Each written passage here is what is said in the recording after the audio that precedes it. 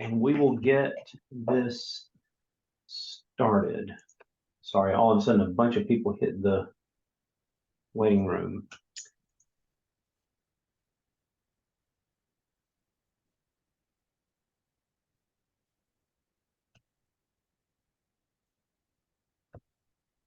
All right, well, welcome to day 2. So as we start off today, a lot of stuff to cover. I enjoyed going through and reading everybody's feedback from yesterday, getting a chance to see the appointments that you guys, some of you ran, and the practice sessions that you had with coaches. It was fun for me to be able to go through and read through all that stuff last night and early this morning. So where I want us to start this morning is I want you to think back on yesterday. I want you to think back to what we did in class. I want you to think back to what you did, whether it was with a real appointment or whether it was with one of the coaches, or maybe you had a mock appointment. I know a couple of you ran sort of mock appointments over even over Zoom with your franchise owner or sales managers, and it's okay too. But I want you to think back to yesterday's experience, and I want you to just identify one big takeaway for you from yesterday. It doesn't have to be like a big thing. I mean, for you, it might be, hey, it was just this one little thing that I picked up on. For somebody else, it might have been a big thing. But I want you to think about what was one key takeaway for you that actually made a difference from yesterday, and share it with the group, as that may help other people think about, what they're getting out of it today. Donovan, I'll start with you. Yeah, so I think the biggest thing I learned is I need a lot more practice, 1, and then 2, I got too wrapped up in the process itself, and I stumbled on like just using words instead of getting stuck in the process. Good. And I hope whoever you were with told you that you're never going to be any worse at this than you are right now. Because you only get better from here. Mutu, how about for you? Yes, sir. Good morning, all. The main takeaway is, it's not easy as seems when we talk to customer, and many things we have to learn. And I realized that and spent a lot of time reading again yesterday night, and I'm better today. Good. Yes, sir. Good. All right. Well, let's see how we do. Leo. Okay, I guess it's toward the end. I mean, it all brought back to when I used to sell cars 20 years ago. Basically, if we could, would you, that type of thing. But I think it was the other one, that final line back in there where once you're asking if they're 100% satisfied with the work, how long would you want to pay by personal check, or would you want to go by the payment option? I guess that's new about me, because in cars, everybody wants to take payment options. Almost never did anybody pay cash. And here, a lot of people do. When I'm seeing some of the places I've gone on, they're going to pay cash. They've got stuff saved up. So I think that was the biggest thing for me at the end, is starting to add that into my repertoire for the closing part. Good. Let's see, Mark Baldwin. Right. Good morning, everyone. It was a very interesting day, and I think my big takeaway is we're all in this together. There's a lot to learn, and we've got a lot of really great support to help us when we make a mistake, or when we need a kick in the butt, or just need advice. Everyone in this group has been really great, both from the corporate side and the DA side and the franchisee side. So just really appreciate all the support that everyone's given and I've seen throughout this last day. Good. Mommy.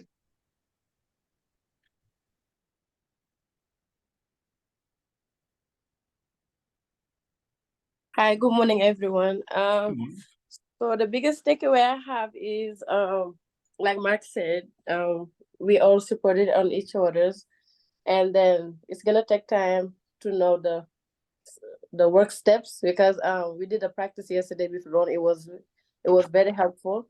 So I see that I have to practice on the steps, the sales process. Good. Yep. It's you know, Brent's talking about his basketball move.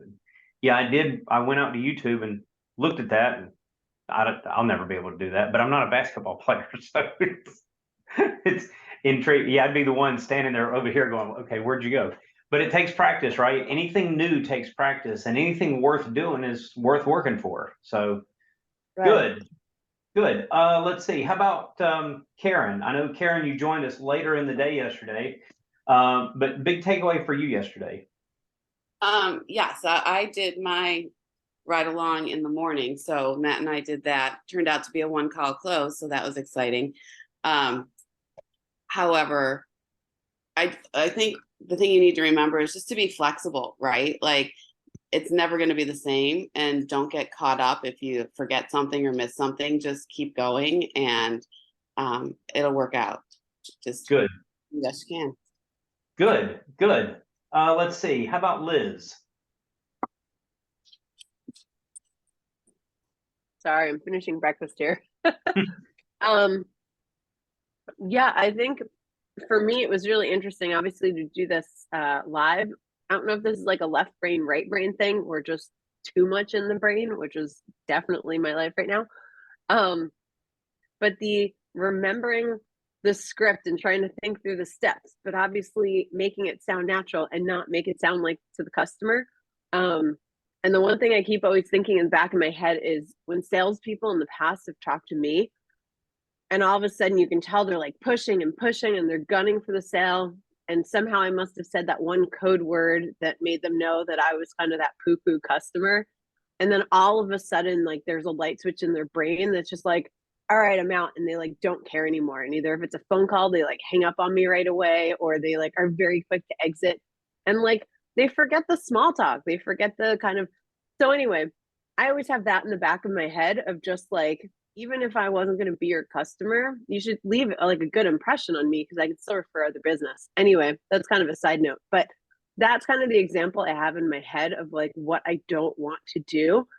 And so trying to figure out how to keep this process in my brain, but also make it sound really natural to the customer so they don't know I'm like working through a spreadsheet. And then for me, the big aha moment was I had all these things going on in my head that the thing I forgot to do was actually close the deal. So when Ron told me he was ready to move forward, I like was like, wait, where in my spreadsheet should I be? And I totally forgot that it's like I reached the end, just get the money.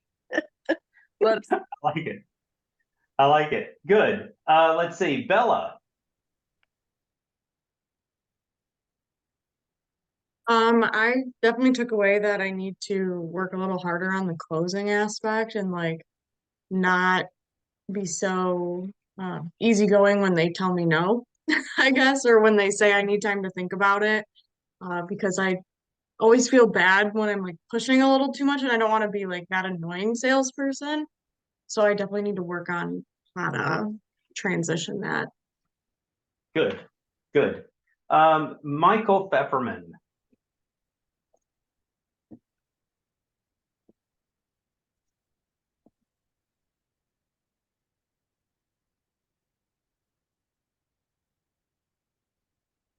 I see him searching for mute. He's looking for it. There it is. Sorry, all. I have too many documents and windows open.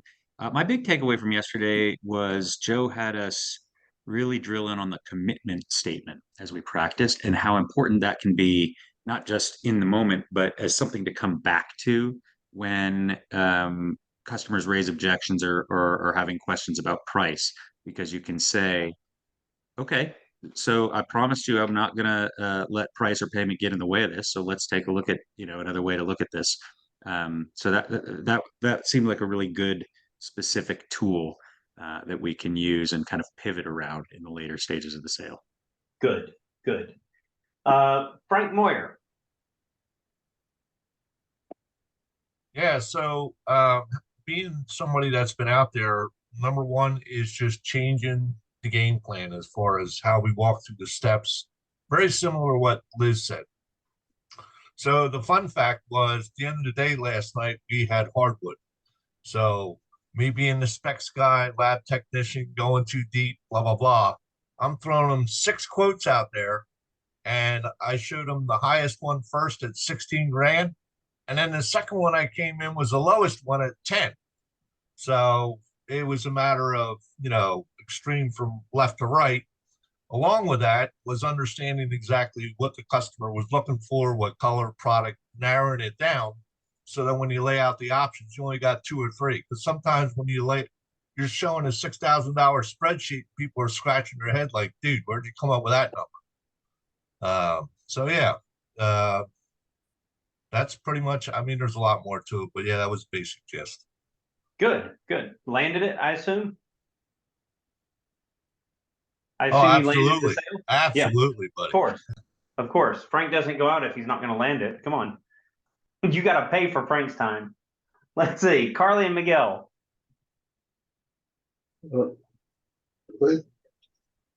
I learned that there are a lot of, it's not just the memorization, it's making it personal.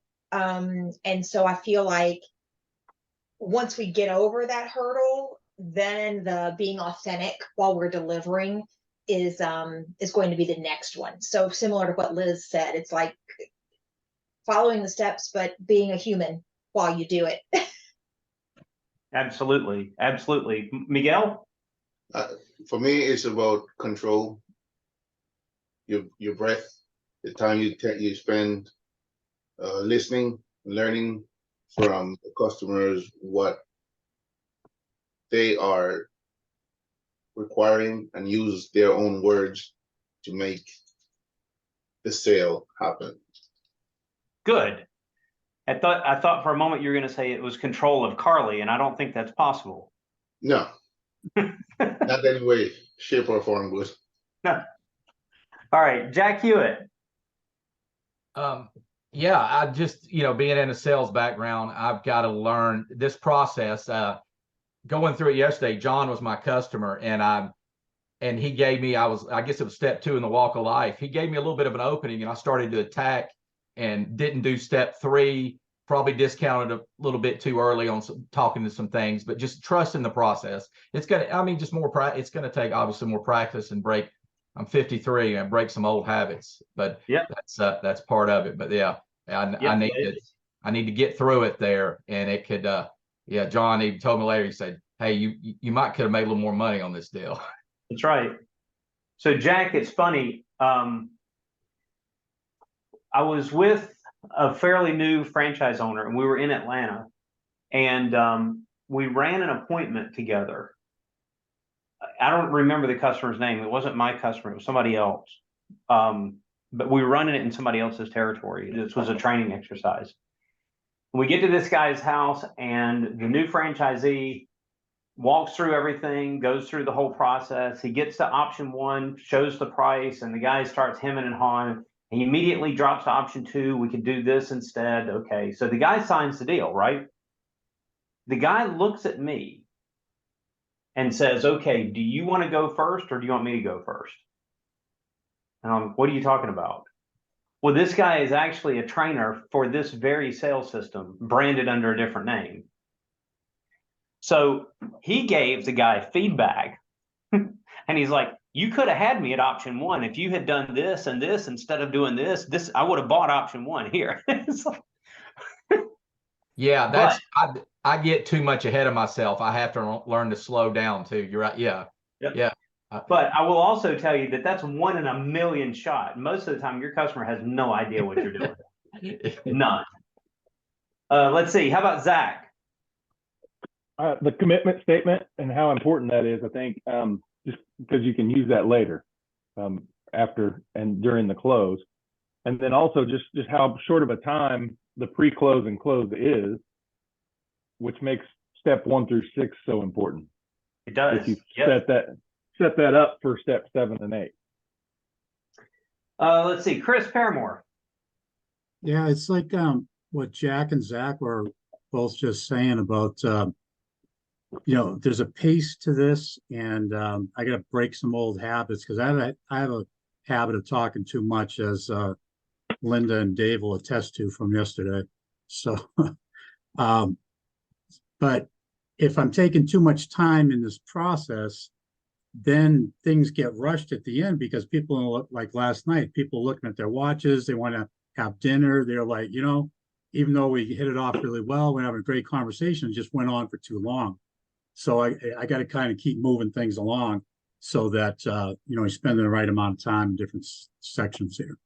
Good, good. Mike Hudson.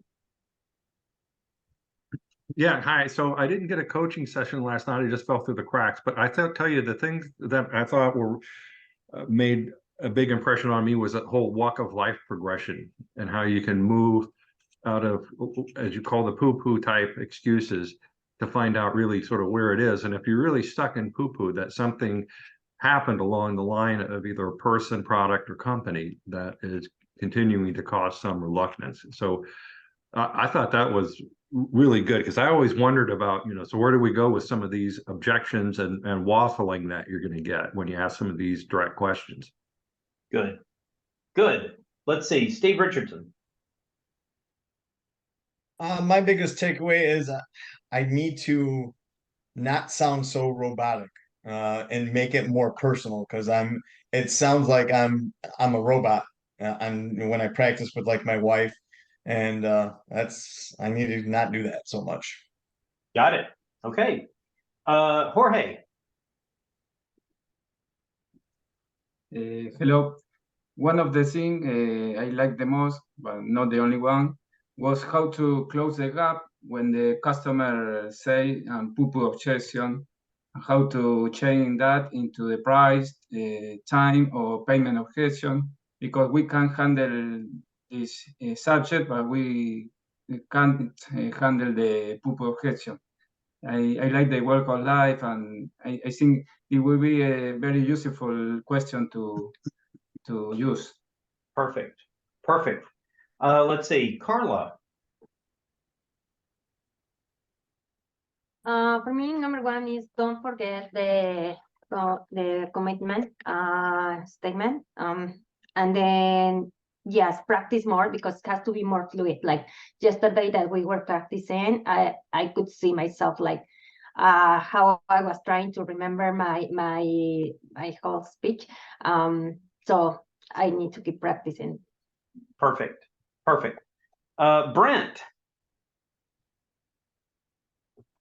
Well, just the entire process goes back to what I remember from my old training in sales of ABC, always be closing. So the way the inspired sales is set up as you go from step one all the way through is it gives you the power and the automatic authorization to assume the sale. And once you assume the sale, you will get to the only real objection in any sales presentation, which is the money. Right. And then you can solve the money and close. So the process is set up for success. Follow the process, you're going to get there where you can assume the sale, get to the money objection, handle the money objection, and walk away with a contract. Perfect. Perfect. Let's see, Linda. Yeah, I think for me, like some others, it was just kind of going through that walk of life discussion. I had seen it in the training, in Floor U, but talking through it yesterday and kind of better understanding the tactics and the strategy around that was really helpful. Perfect. Let's see, Edmund. So I did this with Eric last night, and he put me through the ringer. He was really tough, which was good. And I've learned that I can see the process in my mind. I'm just not fluent enough with it yet. I'm understanding it, but I'm not flowing yet. And I realize that I have issues with the pad at moments, and I have issues with the product, small issues. It slows me down, and I know I'll smooth that out. But he did give me a price objection at the end. He wanted to get some more quotes. So what I did was I used that to just focus in on my option one. And then I used option two as his new quote. I said, well, you don't need to do any more quotes. I have another quote for you. And that worked out pretty good. Now, being that Eric's my boss, he didn't buy floors from me, but he said he would have if he wasn't my boss, and he needed Good. floors. So Good. All right. Let's see, Jeremy. Definitely need more practice. Like everybody said, trust the process, and it'll all come together. Good. Elise. I think for me, it was realizing how uncomfortable the walk of life makes me and that I need to practice it more. I thought I'm used to my last job talking about price and negotiating all the time, but it was B2B. So it just didn't, this just feels way more personal. And I just need to figure out a way to get more comfortable with it. Or get comfortable being uncomfortable. Yeah, that too. Either way. Dave, there.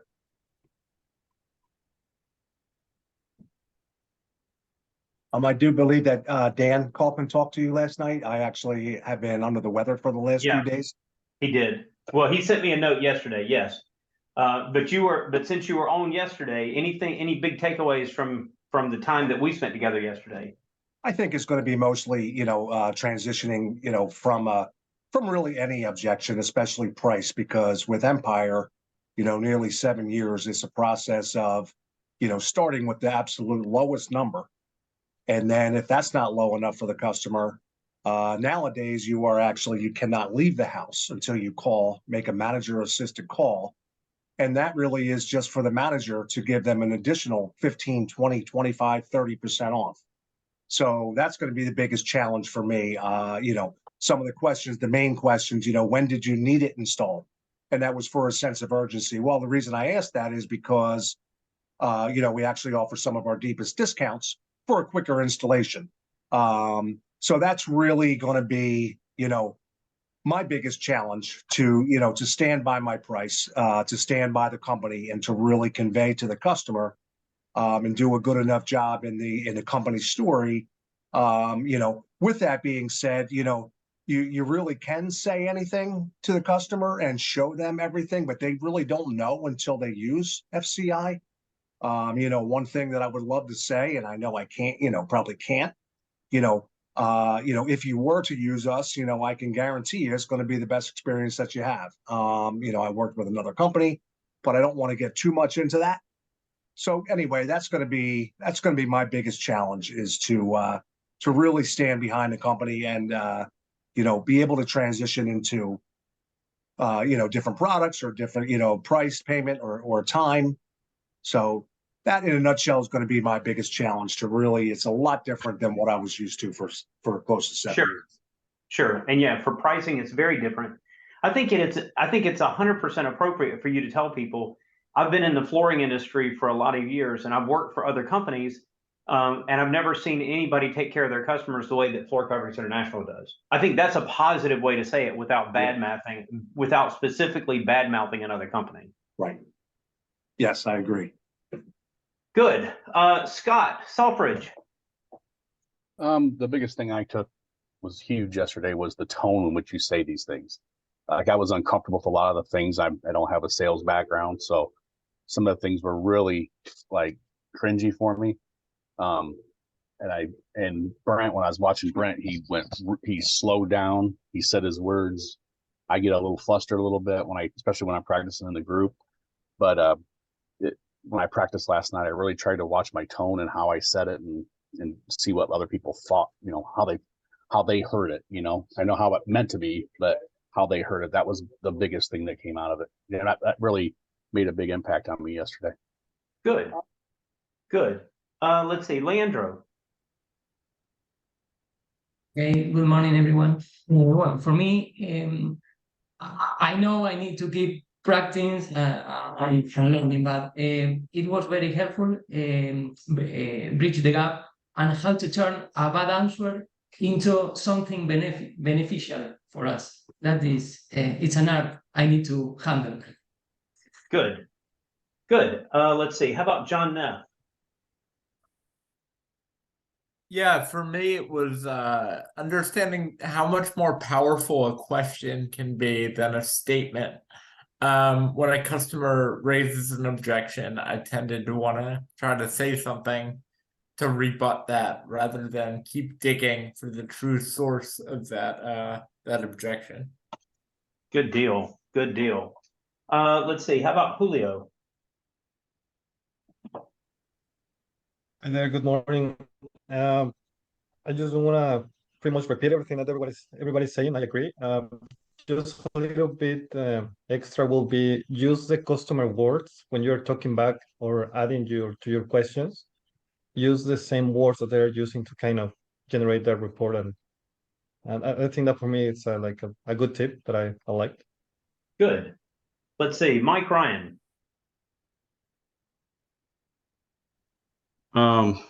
What I took away from yesterday, a lot of backup, like what Brent and Dave said, using the whole process to establish the legitimacy of the company in order to sell the product and not the price.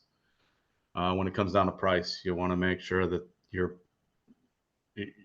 just making sure that you're giving the customer what they want for an honest price, and then using the objections and going through the process on that with the walk of life and whatnot. Just relearning a new process is what I'm trying to do. So it's working on the way FCI wants us to do it. Perfect. Let's see, Charlotte. Good morning, everybody. How are you? Last night, for those of us that were in my little group, I think aside from we're going through this massive learning and we're kind of overcoming this anxiety and fear about what's we're anticipating to come. But by about 6 o'clock, I had 1,000 things fall through, and I've got family stuff coming through and business stuff coming through, and I just about lost it. And for those of you that were in my room, I'm bawling my eyes out. I can't even compose myself to even go through the scenario. And I just was given so much support and love from everybody. And we said a prayer. And that for me was just kind of foundational of coming back to the heart of it as a culture, and how we're connected and supporting each other, that we're just going to improve together. Good. Good. And that's really important, especially after this week when the DAs run off and do their things and you guys go and do your things. This group, that's why I put the group me together from the very beginning, because you actually have, these are connections that you guys should maintain for years. This isn't a once and done thing. You'll see each other at convention. You get a chance to see each other face to face in person. It's just, there's something about your initial training class. You keep up with your initial training class, and it's a bond forever.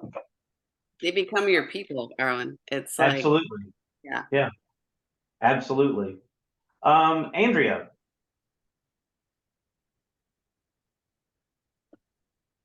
Okay, sorry.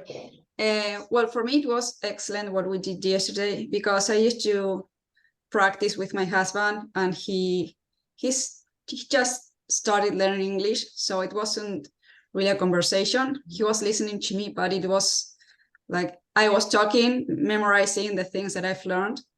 So what I take away from this is you have to have a nice conversation with the customer and do it as more personal and natural as possible. Perfect. Perfect. Leslie. I, like everybody else, I was very overwhelmed, and I didn't feel like I was prepared yesterday. Definitely with the company story, I felt like I was reading it too much and not just kind of it being more natural. So I definitely have to practice on a lot of different things. So okay. All right. And I think last but not least is Max. What was your big takeaway from yesterday, Max? My big takeaway, it was kind of what was just being said there, is I think practice is going to help quite a bit. So I'm not thinking or trying to picture the process, and actually just listening to the customer and having a conversation with them. Good. All right. Did I miss anyone? Yeah, Arlen, I didn't go yet. Oh, there we go, Mike. Somehow you escaped the waiting room. Good morning, everyone. Yeah, great exercise yesterday. I think the key takeaway that I had was a lot of other people have pointed out, trying to follow the script and also it's important, it's important to really listen to what the customer is saying because I found myself at times thinking, okay, what's my next, rebuttal, and not fully phoning in and listening what they're saying. And as we got into the payment and price section, with some of the curveballs thrown at us by Ron, that's when you need to start to get a little bit creative about talking about other options. And Ron had a great piece of advice in that, hey, as you're starting to think through those on the fly, go back to the commitment statement. You can repeat the commitment statement while you're thinking of your next, kind of reply to the customer and their objections. I thought that was really valuable and a good piece of advice. So Good.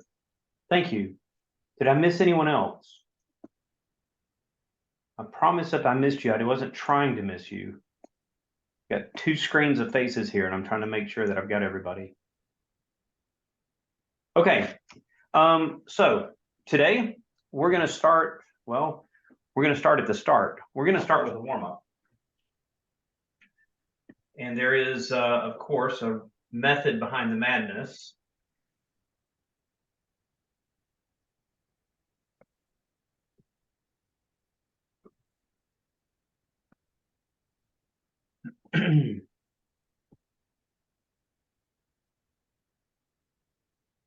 Let's get the screen set up right. All right. So we're going to start with a deep dive into the warm-up. And when I say a deep dive, I mean we're going deep here.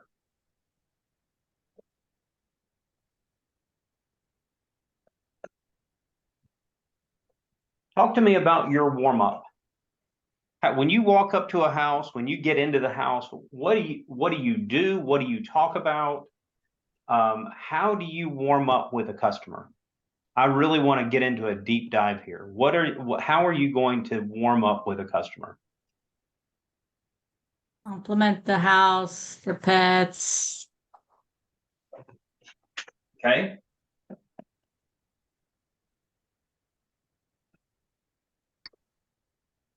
Neighborhood. Neighborhood. Okay. What else? Say hello to the kids, because probably they'll come running as well to see who's at the door. Yep. You want to greet the kids. Yeah, Dave? I think that one of the biggest things for me is pets. I almost pray that they do have, especially a dog, where I can roll around with the dog a little bit. I think, and kids also. I think maybe I'm a little bit more comfortable with pets and kids than adults. So, but that really helps because number one, pets really can tell if if there's something off about you. I've heard that so many times. Oh my gosh, he's never, ever, ever come up to somebody like that. So that's a big thing for me. Okay. Mark? Obviously all great things said so far. I think the other thing is to make sure you're observing the room, look for pictures, things on the fridge, are there running shoes out or weights out? Thinking of my own house. But yeah, it's just kind of scanning the room and finding kind of where you can find some commonalities and things to talk through. Okay. What else? What kind of work you do? Good. All right. What kind of work you do? Okay. Hey, Alan, I want to add that, you can also assess the situation and speak according to that situation. So I did one ride along and there was a stray cat in the doorway. So when we entered, she was talking about the cat first. So that gave a nice entry, actually. Okay. Yep. So just observe what's there to be seen. Yes. Yeah. Chris, you had your hand up. Yeah, I think you got to be able to deflect when there's so many people that immediately meet you and they say, hi, let me show you what the problem is. Let me bring you over to the area. You got to be able to kind of just joke around a little bit about that and kind of change the subject. Or start walking with them, but without just diving right into, okay, let me start measuring, because otherwise you're going to lose the whole deal. Good. Good. Dave? I think that's a key thing with me, because with Empire, you were, in such a hurry. I remember when I used to dread, someone, taking you to the kitchen table, especially sitting there with a notebook and a pen, because you knew you had, again, 9 o'clock to 11 o'clock, 1 o'clock, 3 o'clock, 5 o'clock, 7 o'clock. So that's one thing that really, I'm looking forward to be able to look forward to sitting down with someone and really talking about their project a little bit more, Sure. about anything and everything, really what they want to talk about. So I want to make sure that I don't come across as just talking about something just to talk about something. Right. I think people can. I definitely won't say that I'm a phony, but I definitely don't want to come across as a phony. So that's one of the biggest things for me. It's going to be actually a good thing. Yeah, you have to be genuine, right? You have to be genuine with people. You can't just, I mean, if you're forcing yourself to warm up with somebody, it's going to feel forced, not just to you, but to the customer as well. Exactly. But if you are truly interested in what this person has to say, find questions that work for you. And for me, I don't know, different techniques that I've used. I walk into a house, I look at a photo or a piece of furniture or something that catches my eye, and I just ask them about it, and sometimes it's, yeah, I picked that up at Walmart. Okay, no big deal. It's not that special. Other times it leads to a conversation of, yeah, I got this at a particular art fair when we went out of town. Oh, do you vacation much there? And it just, it's like John Neff was saying a few minutes ago. It's not about making statements. It's about asking questions, right? It's about asking questions and getting to know them as a person.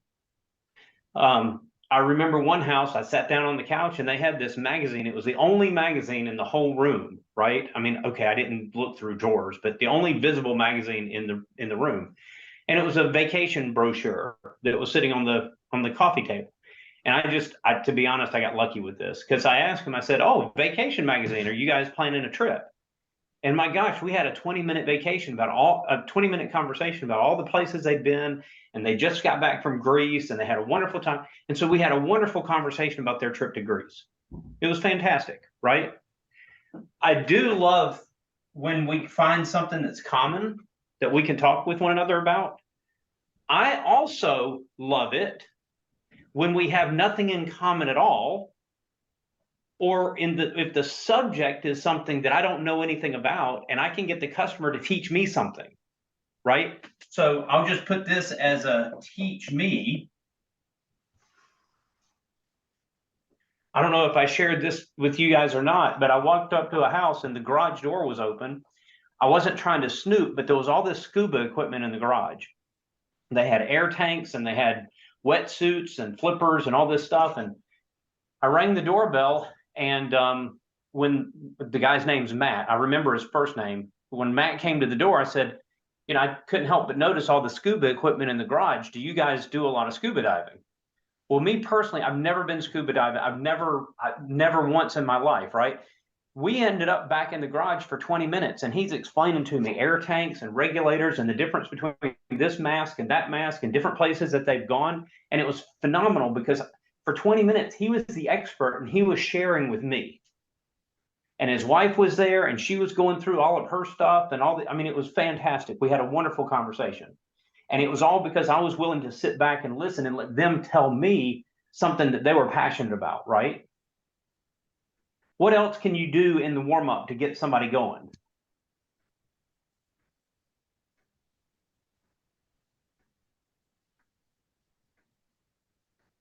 Dave, I don't know if your hand is up from before or if it's... Sorry. I did want to ask you a question. Yeah. How do you go about, what's your thoughts on the customer who really wants to talk about every other project in their house? I've had many of those where, from the roof to the basement to be refinished, obviously if it has something to do with flooring, we can transition to that. But how do you go about, the people who really want to talk about every other project in your house that really doesn't relate to, why you're there or to flooring at all? Oh, I love it. I love it because that does two things for me. The first thing it does is it tells me that when we get to the close, this customer is going to be thinking about all these other projects that they're having to pay for. And so I'm going to have to help them understand how they can do those other projects and still get the floor that they're looking for. And it's more than likely going to come through some sort of financing program. So they've already sort of shown me their hand and I know that these other projects are going to come back up. But the other thing it does for me, if you're not in a BNI group or you're not in some sort of referral group, you need to get in one. Because now this is the golden opportunity. Somebody has just handed you 5 or 6 referrals. And you're going to find the more business you give to other people that are in the trades and other small business owners, the more they're going to give business to you. So I walk into that person's house and they're looking for a roof and a painter and a fence and somebody that can cut down trees. That's 4 referrals. At my next BNI meeting, I'm giving the painting to Reggie. That's his real name. I'm giving the roof to Wright Brennan. That's his real name. I'm giving the trees to Mike Udsey. That's his real name, right? And so now I've got 4 referrals that I'm handing out at the next BNI meeting. And every week I'm going into a BNI meeting, handing out 3 or 4 referrals. And before you know it, now they're like, dude, I got to get Arlen some business because he's handing business out left and right. I'm really glad you mentioned that because I wasn't in a BNI with Empire, but I'm actually in a pretty large BNI here in Doylestown, PA. There's 46 people, so that's a great point. Yeah, I love it when those happen. Yeah, Charlotte. I actually learned this from someone else in the last industry where I was in hearing aids. And the very open-end question is, tell me your story. Tell me the story. Yeah, I like that. Literally just simple, quick. You can personalize it for yourself, but it just makes them fill in the blank and they'll tell you everything. Oh yeah, you'll get a lot more than you bargained for. If you're willing to listen, you're going to get a lot more than you bargained for. Yeah, Mutu. Yeah, how could you phrase that? Tell me your story. For example. Literally just like that. So when I meet somebody, or even I envision going to someone's home is tell me about the life that happens here. Tell me the story. Tell me what goes on here. Just very much ingrained with your own personality, but don't have to overcomplicate it. Short and simple. Okay. Thank you. I love it. I love it. Okay. All right. So obviously there's some things that we don't want to talk about, right? So what are the big no-nos? We don't want to talk politics. We don't want to talk about stuff that's polarizing. Okay. We don't want to get into religion. Obviously there's things that we don't want to talk about. The biggest thing I don't want to talk about is I don't want to talk about the floor. In the warm-up, I don't want to talk about the floor. I don't care about the floor. That's not what I'm interested in during the warm-up. Yeah, Liz.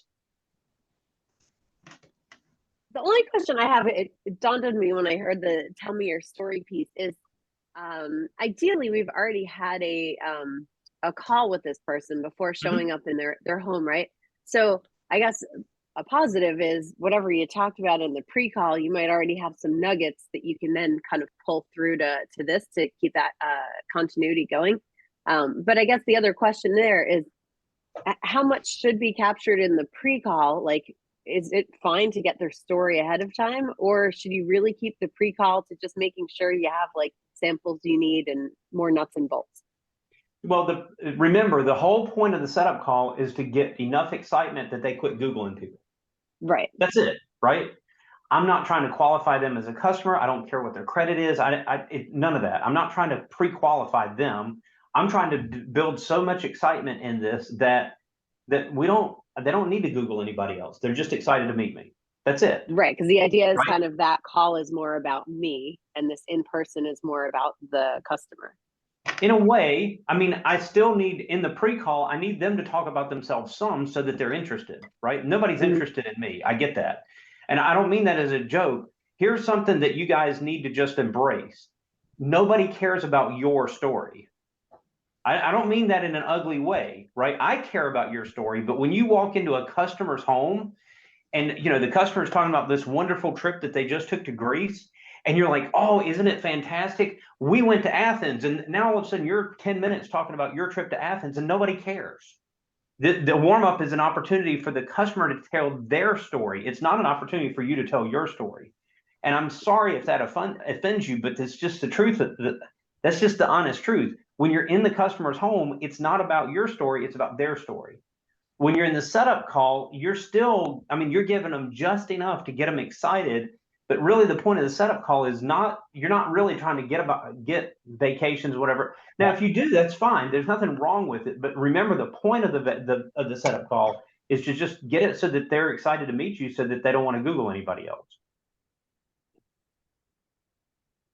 Thanks. I also think of like the hairstylist, where no matter how many times you ask a hairstylist, like vacation, they might give you quick one-liners, but man, are they so good at pivoting it back to you as the client and letting you talk the whole time. I'll take your word for that. All right. I don't doubt it. I have no experience. All right. So now this is all serving a purpose. Okay.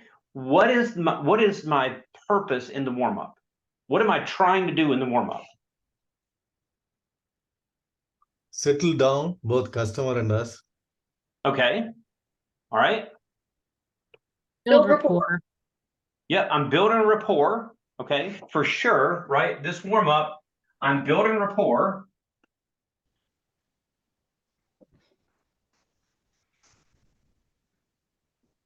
Learn about them.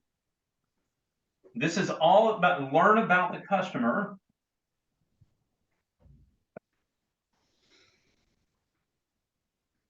Okay. And now let me introduce you to a concept called an Easter egg. Does anybody know what an Easter egg is?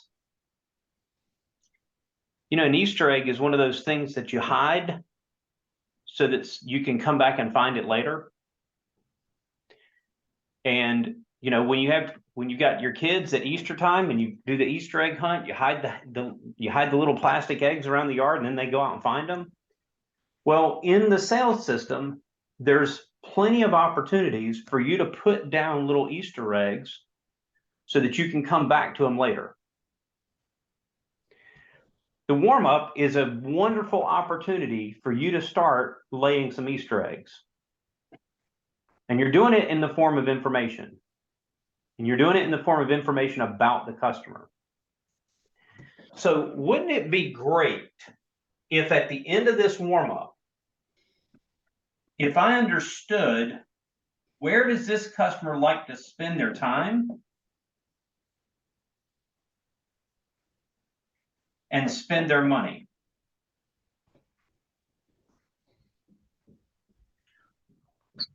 Why would it be useful for me to know that? That can help you decide what option. It might be a higher end option, maybe, if they're, you know, maybe. Potentially.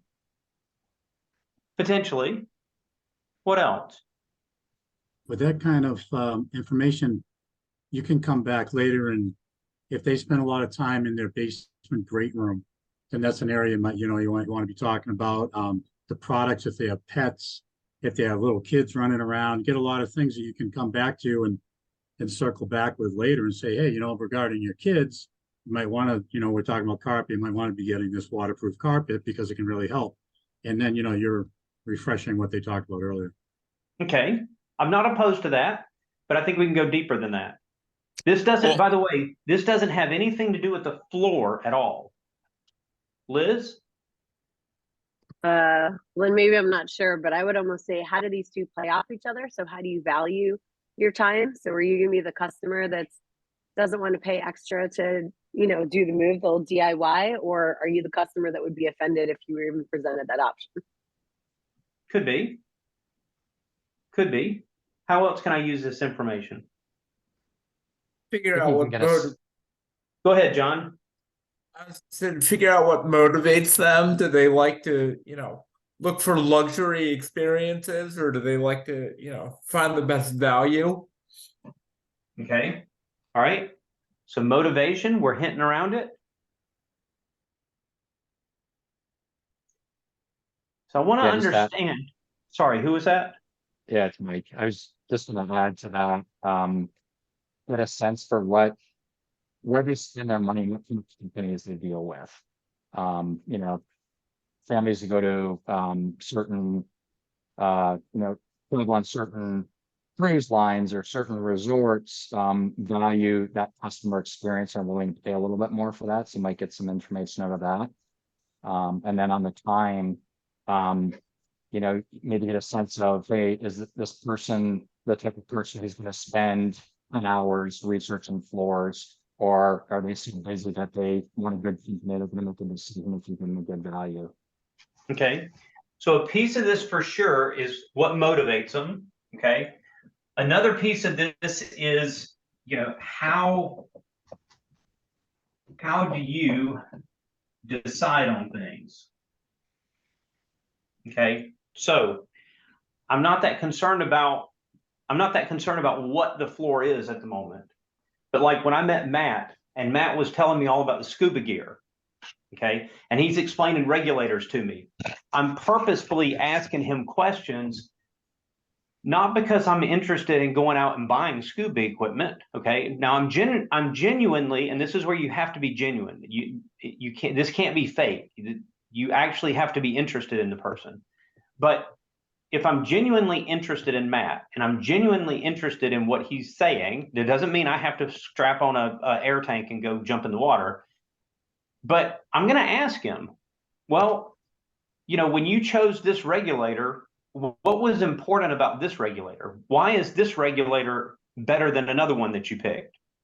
Right? What's the difference between one air tank and another air tank? Why this wetsuit over another wetsuit? It gives me some inside information into the way that they make decisions about purchases.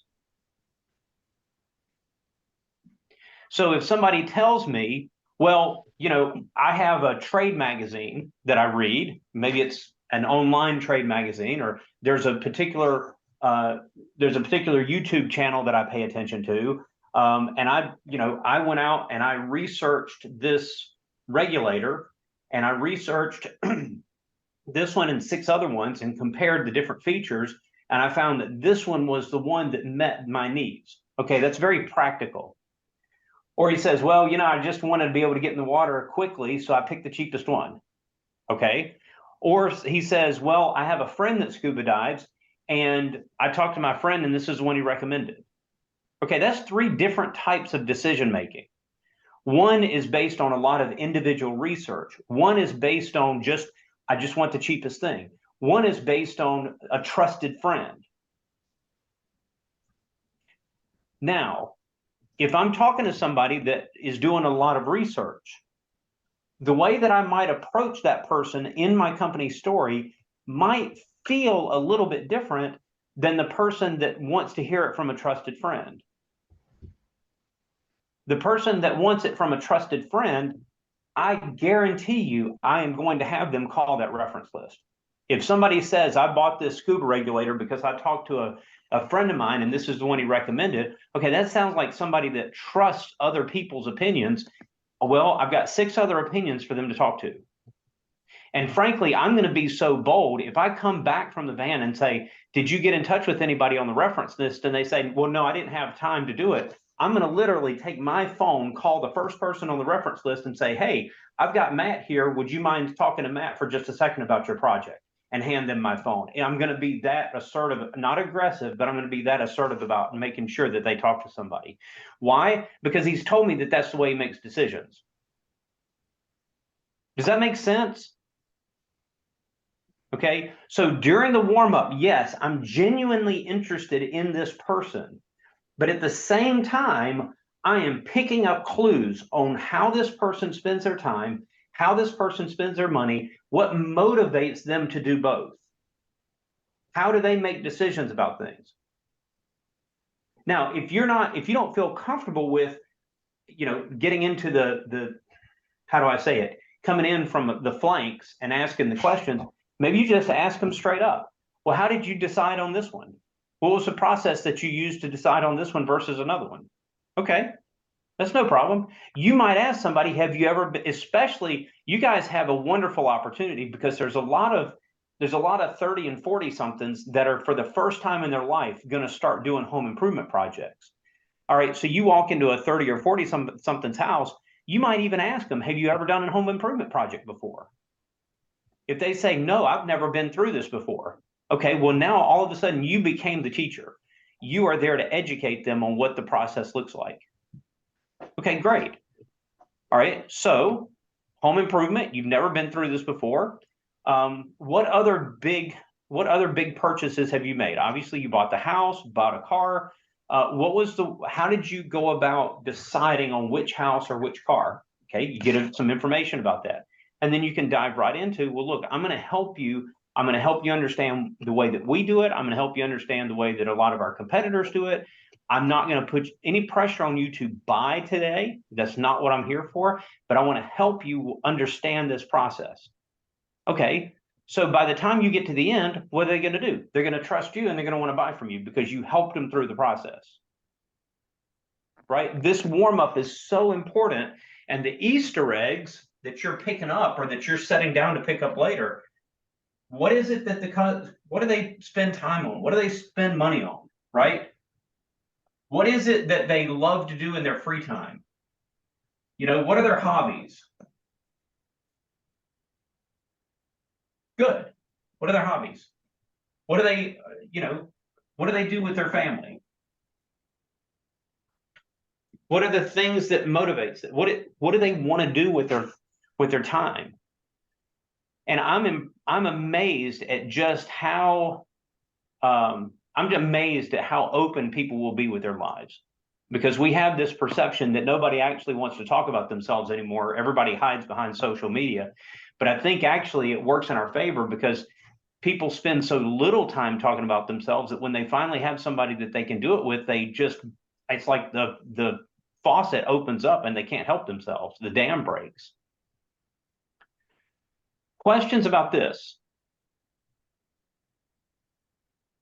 Okay, so there's one other little thing that I want to do as I sort of move out of the warm-up and move in by inspection. Right? So in between here, this is where I'm going to ask those transition questions.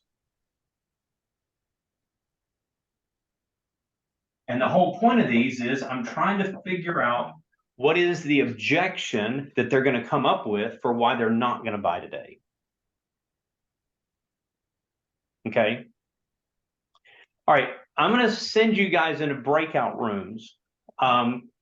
And what I want you to do in the breakout room is I want you to have a warm-up with the person you're with.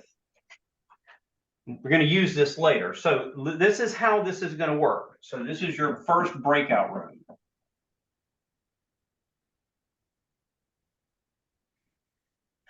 I'm going to limit this to 2 to 3 people in a room.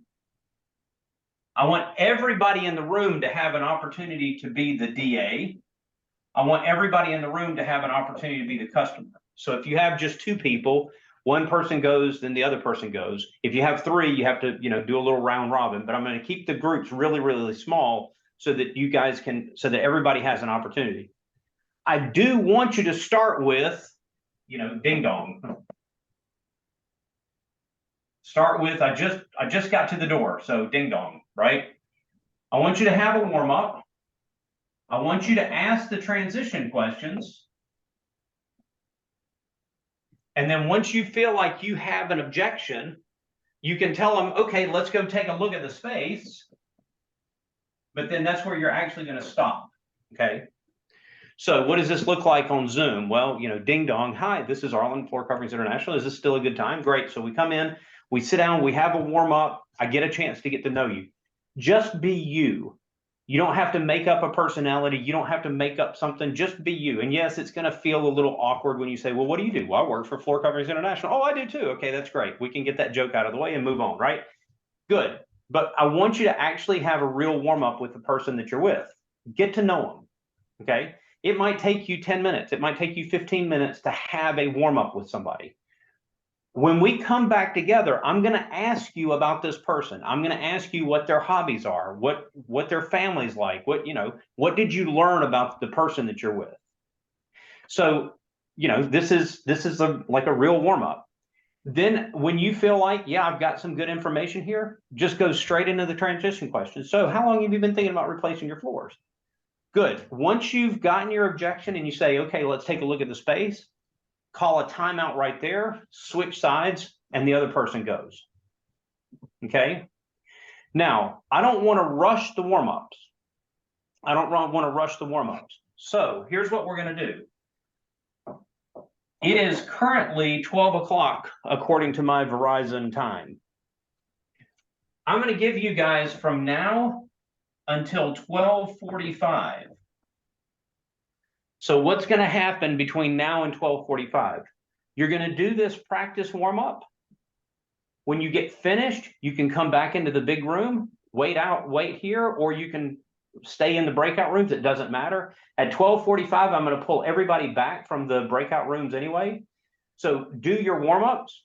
And if you need to take a potty break or go get a cup of coffee or whatever, when you're finished with your warm-ups, go do that. Okay, we won't take a break when we come back. We're going to get started right away when we get back to 12:45. So in the next 45 minutes, do this warm-up drill and then take a break, and we'll be back together in the big room at 12:45.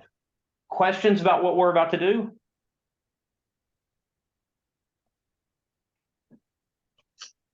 All right. So let's get some breakout rooms going.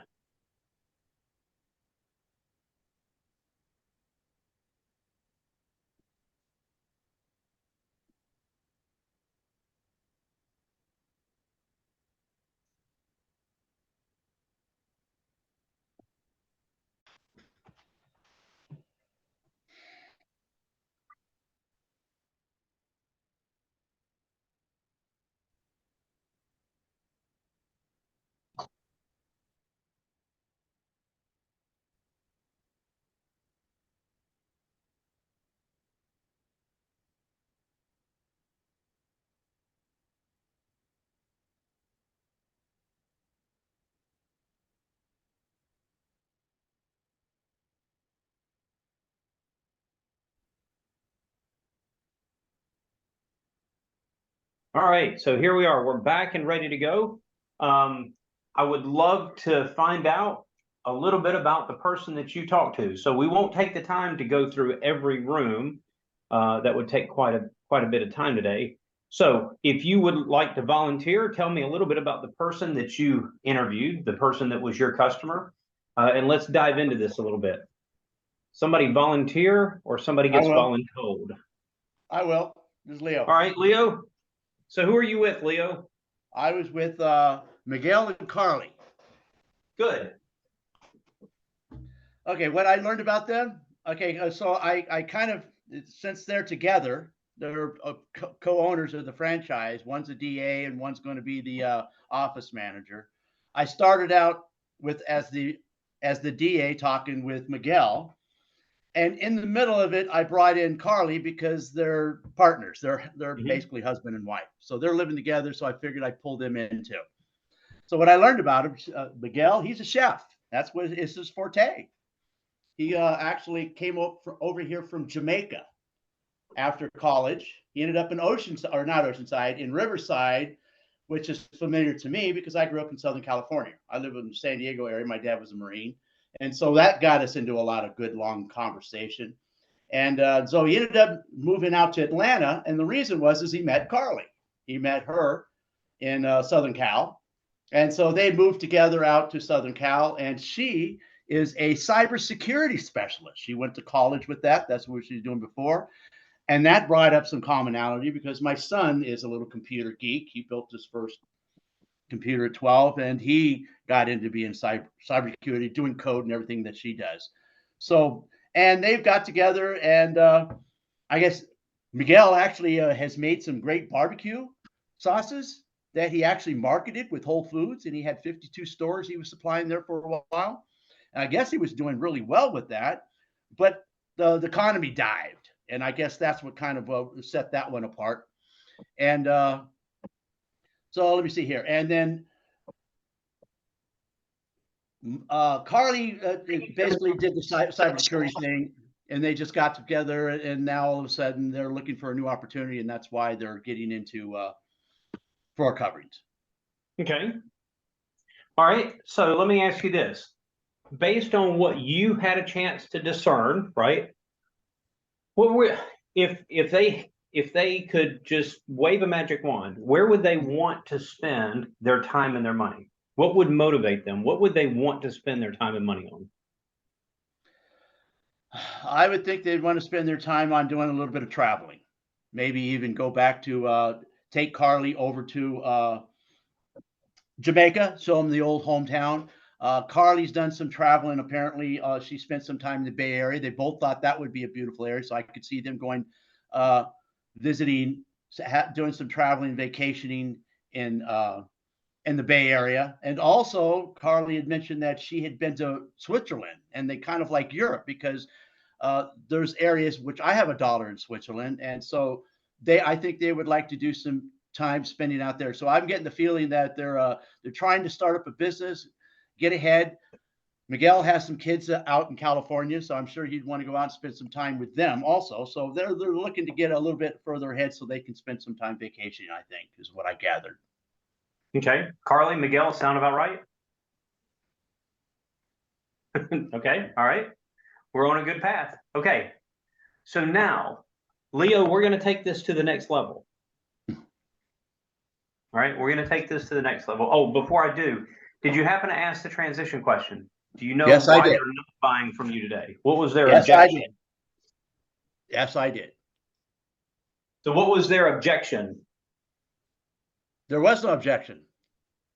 So when you said, what made you decide to buy from me today? What did they say? Oh, okay. No, I didn't ask that question. I just went, I thought we were going to stop at, okay. I misunderstood that. I stopped right Okay. at, how long have you been thinking about doing your project? That was my Okay. transition question. So I didn't. All right. Okay, So I you got didn't get an So there we objection. go. I have to work on that. Okay. So you didn't get an objection. That's okay. We'll move ahead anyway. Gotcha. But that's a little Easter egg, right? So that I Yes, have it that is. information for later. Okay, good. Gotcha. Okay. All right. Now, Leo, I'm going to take this to the next level. I want you to pick any slide in the company story that you like. What is your favorite slide in the company story?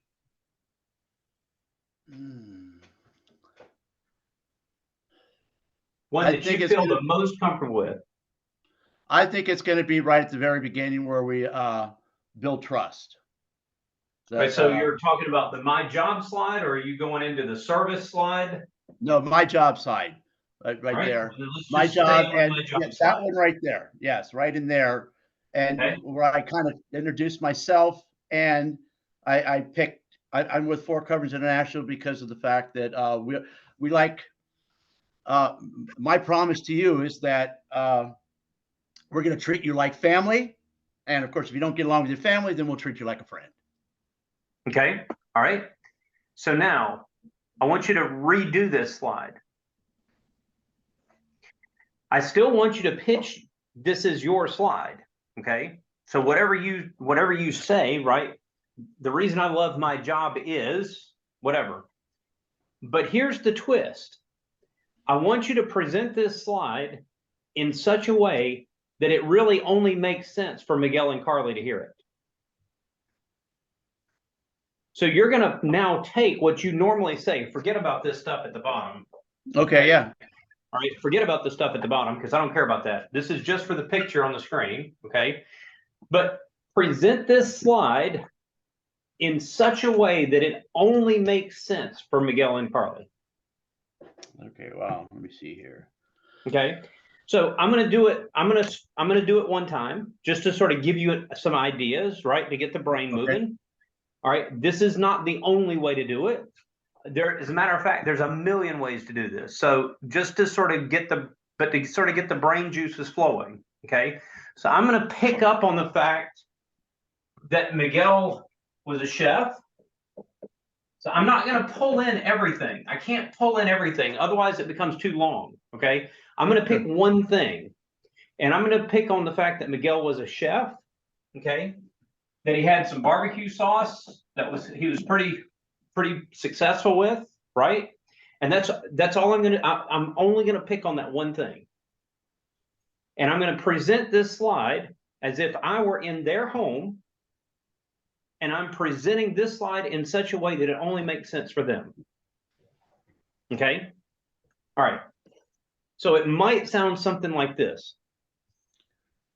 Hey, you know, Miguel, one of the things that you told me earlier was that you are really passionate about cooking, that you're a chef. As a matter of fact, you even had barbecue sauce at Whole Foods, and I find that absolutely phenomenal.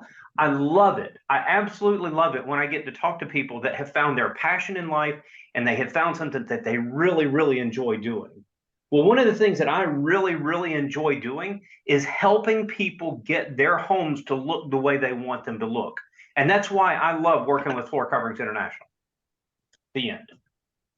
Move to the next slide. Okay. So if I were to walk into, and I don't know, we haven't gone around the room yet. I don't know, maybe Mike McPherson is a great cook. Maybe he's not a great cook. I have no idea. But if I were to say, you know what, Mike, you know, I know that you love being a chef and you got barbecue sauce. That doesn't make any sense. That's not his story. He's a runner. Okay, even better, right? So we're going to figure out how to talk to Mike in running. But I know something about Miguel, and I want to tie it into this slide. Or maybe you talk to Carly. You know, something that you picked up from Carly and tie it into this slide. All right, so Leo, I want you pick something out of what you learned from them, and I want you to pitch this slide in such a way that it only makes sense for Carly and Miguel. Okay. Okay, Miguel and Carly. Once again, thank you for coming in the home. And Carly, you'd mentioned that you were cybersecurity. You know, I can really relate to that. My son did that also. He had a really good friend that got a job with a corporate. And it sounds like you really did that well. You did some traveling in there, and you got together with a chef, which is kind of cool. And it sounds like Miguel got some great barbecue sauce that I'd love to have. So what I would like to do is have the same path. Oh, I blew it here. I guess. All right. So let's back up for a second. Yeah. So you talked about cyber. You talked about travel. You talked about Miguel being a chef. Too much. You talked about barbecue sauce. It's too much. Got it. It's too much. Pick one thing. Okay. Now, because here's what we're going to do. We're going to pick a different thing on a different slide. We're going to pick a different thing on another slide. So when you're done with the company story, you're going to have weaved in 4 or 5 different things that these people told you. So you don't have to get it all in one. I just want to pick one thing on one slide. Okay. Let me get a real quick shot. Another 10 seconds. Okay. Thanks for inviting me to your house. And, you know, Carly, you'd mentioned that you were cybersecurity. It sounds like you've got a lot of passion for that. And that's one of the reasons I actually came into Floor Coverings International. It's a great company. We have great products, and I just lost it. That's good. Try it again. Okay. Okay. Well, thank you for inviting me to your home. And I was just saying, you know, Carly, after we were talking there for a bit, you did mention cybersecurity. It seems like you had a lot of passion. You got to do some travel in there with that. And this is the reason that basically along that same line there that I chose Floor Coverings International for me to work for, because of the quality of our work. I really love talking to people, and this gives me an opportunity to meet you and Miguel. Bingo. There it is. All right. So all this time you guys have been learning and memorizing company stories, and I'm going to tell you to throw all of it out the window. It's not that you're throwing out the work that you did. What you were doing up until now was building a foundation. You're building a foundation, and now we're going to play with that. Okay. Now we're going to take that foundation and we're going to do something. We're going to use what we've learned, and now we're going to make it much more personal for the customer, right? If I go into 10 houses this week, I should never do the company story the same way twice. There should be 10 completely different company stories. It's not that the slides change. It's not that the main point of the slide changes. No, it doesn't. What is the main point of this slide? The main point of this slide is the My Job slide, right? It's the reason that I chose Floor Coverings International. Great. But I can relate this slide to any person in a different way every time. And if I keep it fresh, see, here's what happens. If you use the same company story over and over and over, within a month, you're going to be bored of it. And if you're bored of it, I guarantee you your customers are going to be bored of it, right? It doesn't take but 3 slides to realize that you're just checking off a box, which means you're going to quit doing it. Well, what happens when you quit doing it? Now you stop selling the value of the customers, excuse me, you stop selling the value of Floor Coverings International. Well, we've all agreed that we have to sell the value. Okay, so what I normally see happen when people come out of class, people will come out of class, and let's say next week, you know, you go out there and you've got a 35% close rate, whatever it is, okay? And you get really excited. And so as you get more excited, your close rate goes up, and you're a 40% close rate, and that's great. But you start getting bored. You get bored with the company story, you get bored with what you're doing because you're not personalizing it. Maybe you top out at about a 42% close rate, but then you just stop doing it because you're tired of it, and you convince yourself that nobody wants to hear it. Well, yeah, the reason nobody wants to hear it is because now you're bored and you're boring them to death, okay? So you're bored and you quit doing it, and all of a sudden your close rate starts to go back down. And maybe you go down to a 38, maybe you go down to a 30, maybe you get down to a 25, and eventually you're like, well, this is impossible, I can't do this, I quit. And I've seen this cycle over and over again. And so part of this, yes, you're speaking to the customer, but this is also a way of helping it make it feel fresh to you every time. Mutu. Yes, what I mean is not necessarily the same thing we repeat again and again, but we are transitioning from the warm-up call, so there might be different flow with the customer. So it should be naturally different for each customer, though. It's going to have to be different for each customer. It has to be. Yeah. It has to be. Okay. Yeah. All right. Good. Let's do another one. Somebody else volunteer, please. Who did you meet with? Let's see what we can do to personalize it. Leo, thank you for taking the risk and being first up. My pleasure. Thank you for the lesson. Yeah. I'll do it. I don't mind. All right, Leslie. So who did you meet? Mike McPherson. All right. All right. Tell me everything you know about Mike. Mike and his wife have 2 dogs, 2 daughters, one's 15 and one's 20. Him and his wife are avid runners. They love to travel. They've been to Europe. They've gone on Alaskan cruises. Okay. That's all I got. All right. So what was Mike's favorite run? Oh, I didn't ask that. I didn't get that specific. Oh, what's been, I mean, is he a distance runner? I think so, yes. Mike, are you? I heard running and my brain's like, nope, I don't like it. Okay. All right. So this is a great place to dig in because it's not something that you do, but to dig in and understand what somebody else does, right? Right. Okay. So let's pick it up from here for just a second. So Mike, are you a distance runner? And Yeah, sort of like a half marathon. Okay, so half marathon. You're not a full, you're not the full marathon guy, but you love the half marathon? Half marathon's perfect distance, yeah. Perfect. All right. What's been your favorite half? Liz will like this. We did a Napa to Sonoma half marathon. It was a wine themed marathon a few years ago. Okay. All right. Now I can explore a ton of stuff because I can find out, you know, how many halves do you run in a year? Is this, you know, what kind of regimen are you on? Because here's what I know about runners. Okay. Runners spend a lot of time running. It's and you can find out from them. So do you run alone or do you run with a group? Right? Do you use this as an opportunity to connect with friends, or is this a place for you to have some solitude and just run by yourself? Right? So all of a sudden, this opens me up to asking a bunch of questions. Does that make sense? He runs with his wife. Okay, even better, because now so this is an opportunity for the two of them to connect, right? put the rest of the world aside and just the two of them connect. It's brilliant. Okay. Yeah, they like to be outside. So they run together.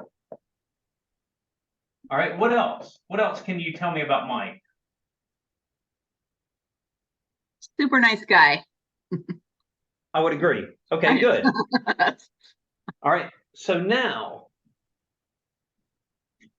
what's your favorite slide in the company story? I like the one about the Better Business Bureau one. Okay, good. Not that Now- I've got that worded out perfectly yet, but It's okay.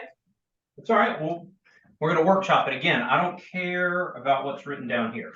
okay. That's not what we're doing. Yeah.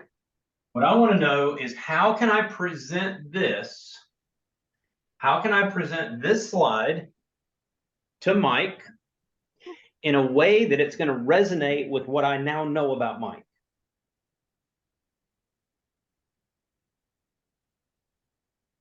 I think I would say something like,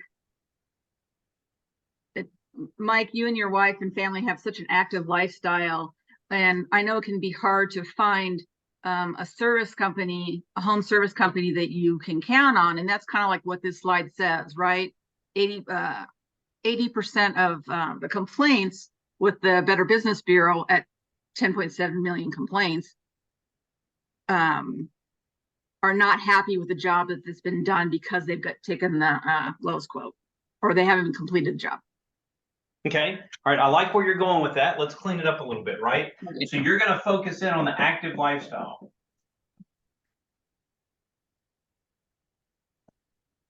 Right? Well, that's what we want to do. Okay.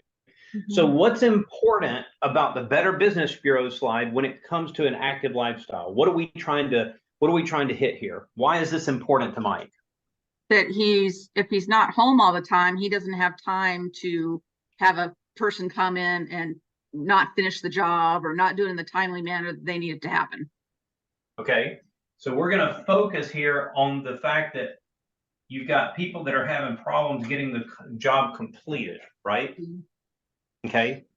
All right, good. So let's see, how can we do this?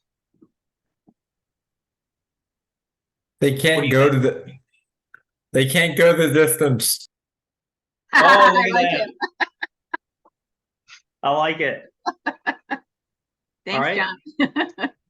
Okay, so yeah, you could let's throw that in there. All right, Leslie, let's see what you've got. Oh, I got to do it again? Yes, you have to do it again. Okay. You know, Mike, based off what you've told me about your active lifestyle, and you probably don't have a lot of time to deal with somebody that might not be able to complete your job. I'll be able to do that for you since I'll be your point of contact, and you won't have to worry about the statistic on the screen here that 80% of the jobs going to the lowest bidder aren't completing the jobs. And that's based off of the Better Business Bureau. Good. All right, so Mike, as a customer, when you hear that, so if you put on your customer hat, as a customer, how does that feel to you? Be honest. Yeah, no, I think it feels good because it's, obviously, time is really important and limited. And, like you had said, everyone, like if you're coming to half marathon or whatever your activity is, you want more time to devote to doing that and just have, multiple time just to finish the job or have to live with something simpler or maybe fix some things yourself. So I think tying it into and focusing on activities that people love is a good thought. Beautiful. Okay. So when you think about this, all I'm trying to do is I'm trying to relate this to Mike. This is Mike's experience. This is not anybody else's experience, right? Let's see. I like to do these. So You know, Mike, I know that you and Lori really enjoy spending time together running as you're getting ready for your next half marathon. You know, what's really interesting is the Better Business Bureau did a study, and they found that 80% of the time when people took the lowest bid, they had a major problem just getting their job finished. And what that ends up meaning for customers is, you know, you get a cheap price and you feel like you did a great job negotiating, but then you realize that you're canceling runs, you're having to cut runs short, you're not spending the time that you really want to spend the way you want to spend it because you're having to chase contractors all over the place to get a job finished. And with Floor Coverings International, I find, you know, we quote the right amount of labor, the right amount of material, the right level of customer service to make sure that we get this job done right. And that way you don't have to spend a bunch of time chasing us. I don't know. There's not one way. Way better right? than mine. No, but there's not one way. Okay, that's only a matter of practice. That's all that is. It's just the reality is that every slide, it doesn't matter who the customer is or what the customer's background is, you're not going to do it on every slide, but it's possible to do it on every slide. In other words, you can pick any slide and any customer's background and you can do this. Now, when you're in the home, you're not going to do it on every slide. Otherwise, it just starts to, wait a minute, this is too much. But if I pick 3 or 4 slides in the company story and I really, really personalize that slide, now it doesn't feel like I'm just a salesperson given a required pitch. Now it feels like I'm actually having a conversation with the customer and they're engaged in it.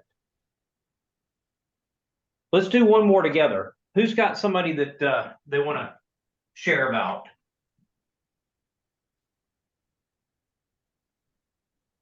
Yeah, I can do. All right, Mutu, who did you meet with? I meet with Frank. Okay, beautiful. What do you know about Frank? Frank is a veteran and the father of 6 children. And especially of 6 or 2, 2 of them are twins. Okay. And his interest is riding bikes.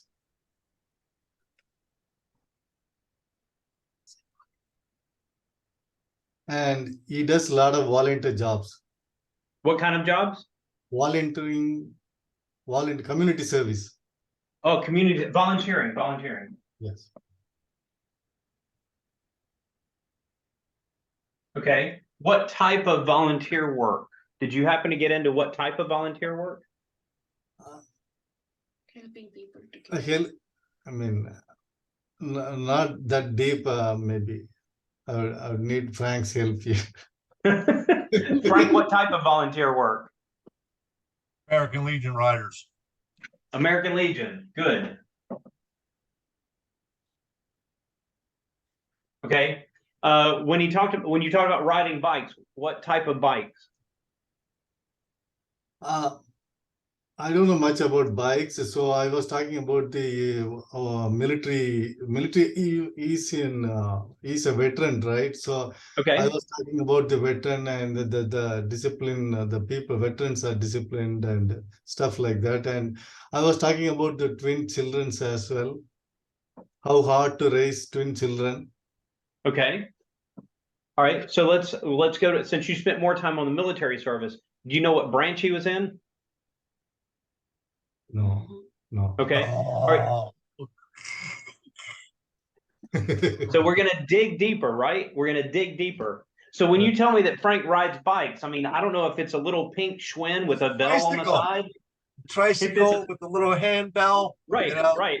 Or are we talking about a Harley? Are we talking about a Yamaha? Are we talking about a little rice burner? What are we doing here? I mean, I have an impression of Frank on a Fat Boy Harley, but who knows, right?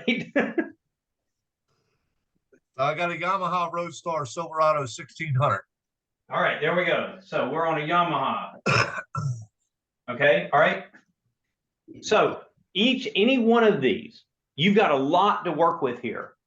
You got a veteran, not a veteran.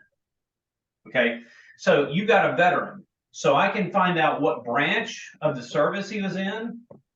You know, where was he? Did he spend time overseas? I mean, I can get into a lot of, I can ask a lot of questions around his military service. If he does a lot of volunteer work, we can find out what his favorite charity is, and what was it about that specific charity that makes him connect with them, right? So if it's the American Legion Riders, okay, what is it about them? I know you love riding bikes. You know, what was that connection, right? So there's a lot that we can do with this. There's a lot. So we can dig deeper. Now, with what we have, is there a slide in the company story that you would want to use to really personalize this for Frank? Yeah, I mean, I would use the last slide, like there are a lot of issues in home industry service, and we choose the right people, right job, and we provide good service, so you can depend on us, So when you say the last slide, you mean the very last slide in the company story, or the one that we were just on? No, the one you showed us before.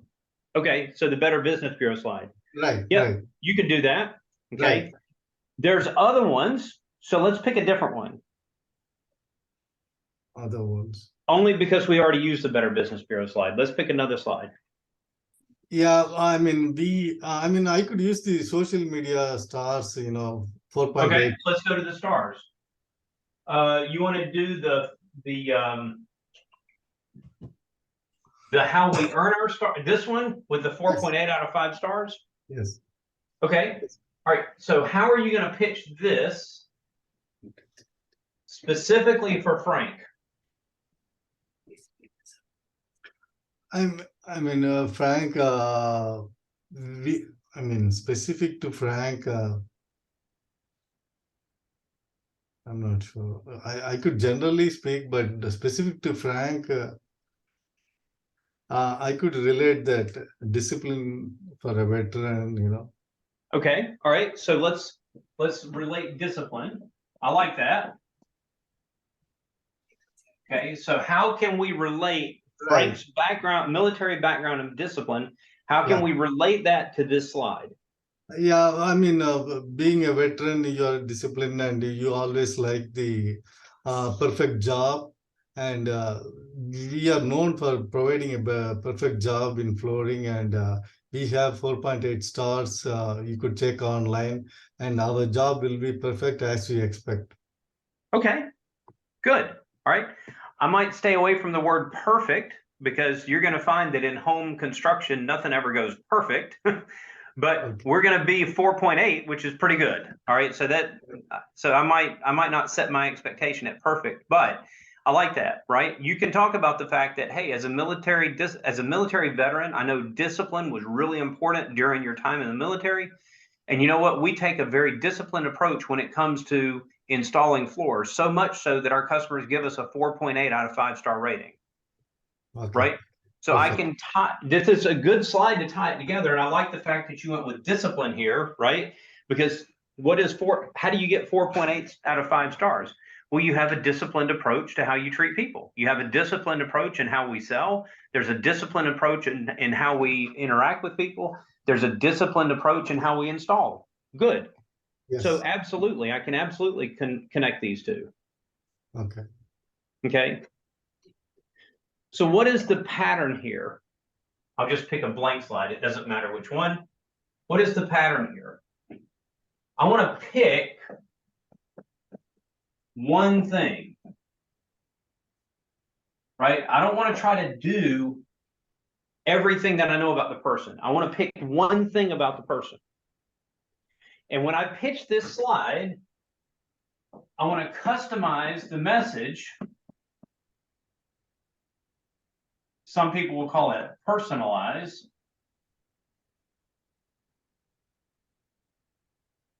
Okay. I want to customize, or I want to personalize the message so that when this message is delivered to this person, it could have only been delivered to them. Okay. Questions about this? So can you do it for all slides related to him? You can. Now, I'm not going to, when I'm in the house, I'm not going to pick every slide because that's too much. But I could pick, you could give me any slide. It doesn't matter which one. You could do it on any slide. It really doesn't make any difference because you should be able to relate this customer's background to what it is that you have to say with your company story. And all you're doing is relating it. So can you relate the first slide that you showed us to him? The my job slide? Yeah. Oh gosh, yeah, this one's easy. This one's really easy. Somebody do this one. Somebody take and connect this slide to Frank. Jack, knock it out of the park. Oh man, that was I was gonna ask a question. I knew you'd get me. Okay, relate this to Frank. Yep. Let's see. All right. Hey Frank, thanks again for the opportunity to come into your home. Listening to you talk about the military and the discipline that takes, that's something that inspired me to get with Floor Coverings International, because they, from top to bottom, they're a great company, and we will make sure we get you 100% satisfaction. Okay, it's a start, right? All we're doing is relating it. Okay, somebody else give it a shot. I'm going to take Mutu's challenge here. Somebody else give it a shot. Relate Frank to this slide. So remember, we've got military background, veteran, charity work, riding Yamahas, right? You got all that stuff to work with. Somebody else take and relate this slide to Frank.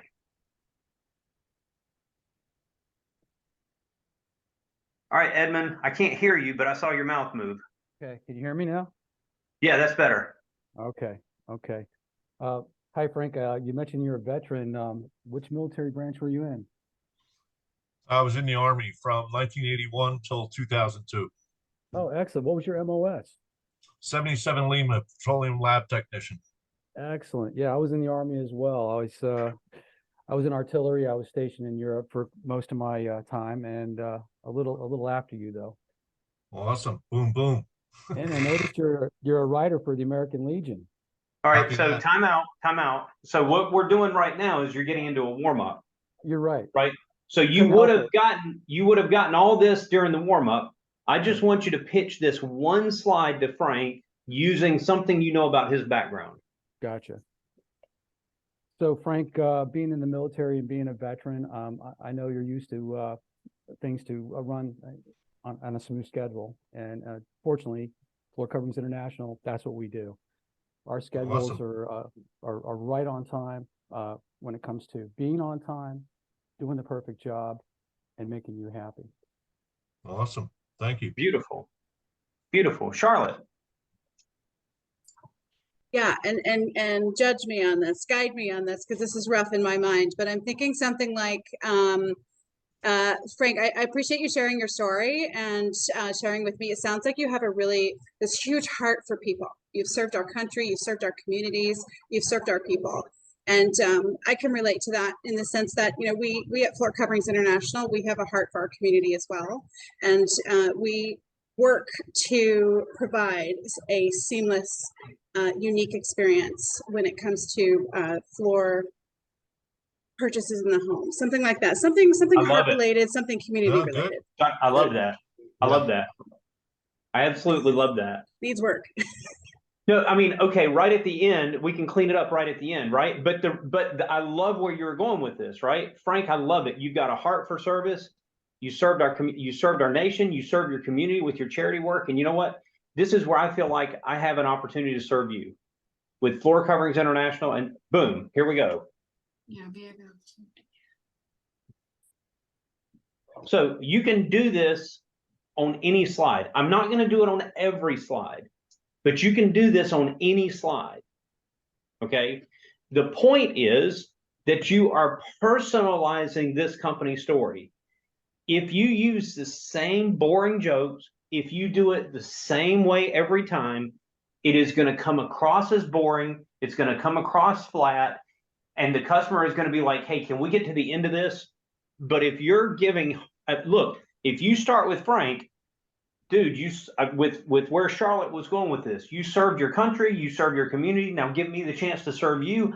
All of a sudden, it's like, this isn't a stupid sales pitch. This person is talking to me. This is me that they're talking to, and we're connecting with me, not some random who knows what, right?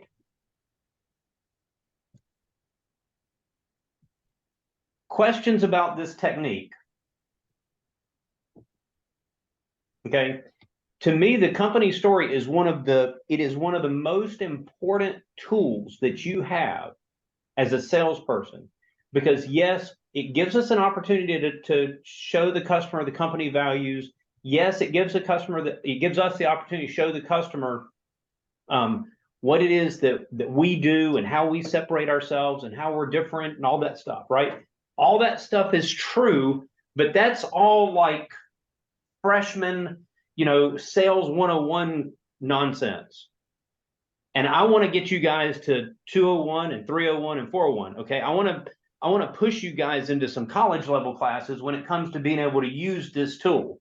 So how do we do that? So what do we do in the company story? What is the purpose of the company story? Well, at one level, yes, this is how we show that we're different.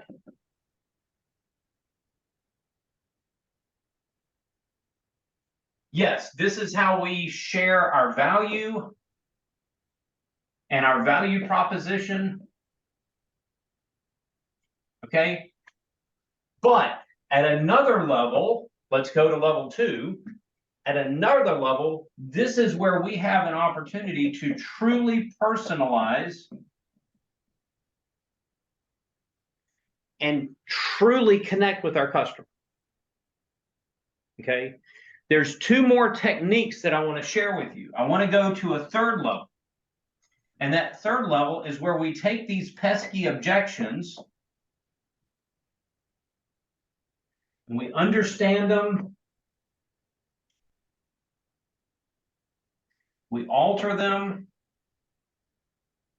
and we convert them to a price objection so that we can actually deal with them. And then at a fourth level, I want to use the company story to do some price conditioning.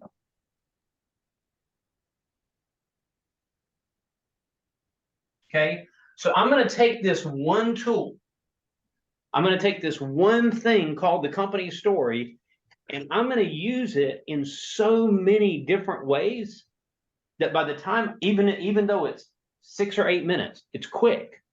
But by the time I've delivered the company story, I've dealt with the customer's objections, I've personalized it so they feel like I'm working with them directly, and I've given them an understanding of who we are and what we do and what makes us different than other companies. And I've given them some price conditioning so that when I do flip that final price, they look at it and say, wow, that's not as bad as I thought it was going to be. Okay. All right. So what we're going to do, my clock says that we're at 1:27. I want us to come back at 2:15 Eastern time. Okay. You guys go get something to eat. Let the brain rest for a minute. Come back at 2:15. And what we're going to do when we come back at 2:15 is I'm going to immediately jump into what does it mean to deal with objections in the company story? What is the technique that we're going to use to deal with objections in the company story? Okay? Good stuff. All right, gang, I will see you guys in about 45 minutes.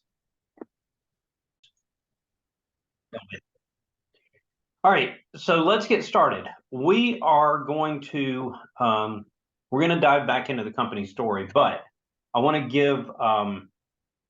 give like another tool. So before the break, we talked about how, yes, the company story is great for differentiating ourselves. It's great for explaining our value proposition and what makes us different, what makes us better than somebody else. All that stuff is absolutely true, but that's sort of at a basic level, right?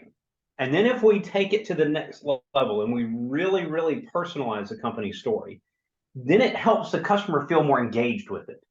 And that's where I want their brain to be. I want to be working with the limbic part of the brain that really controls emotions. It's the same part of the brain that makes decisions. And that's the part of the brain that I want to be engaged. So that's why I want to personalize it. I really want this to be personal. Now, once I've got a company story that I feel very comfortable with, I understand it, I understand how to differentiate us from others, I understand how to personalize it so that it really has an impact on the customer. Now there's a couple of different tools that I can use. There's a couple of different techniques that I can add to this and make it even more valuable. And the first one that I want to explain is I want to walk through what's called understand, alter, and convert. Okay, understand, alter, and convert. So before I jump into this, we've got to set this up. So in the warm-up, or at the end of the warm-up, we ask the transition questions. How long have you been thinking? How long have you been thinking about replacing your floors? Okay. What am I trying to do with this question? Well, all I'm really doing is I'm signaling to the customer, and I'm signaling to the customer's brain that now we're going to stop talking about vacations. We're going to stop talking about pictures. We're going to stop talking about family and friends and hobbies. And now we're going to actually start talking about the project at hand. And it just is a nice, easy way to work our way out of a conversation and into business. Okay. How long have you been thinking about replacing your floor? The answer at this moment is a little Easter egg. Later, I might use this information, but for right now, it doesn't matter. If the customer says that it's been 2 years, 2 months, 2 weeks, or 2 hours, doesn't really matter. It's just a way of signaling to the customer that now we're ready to start working on something else. Okay. What made you decide to do it today?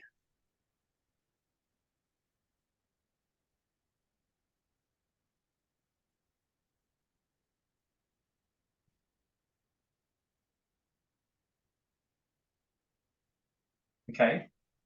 So this transition question is designed to get the customer to tell me why they're not going to do it today.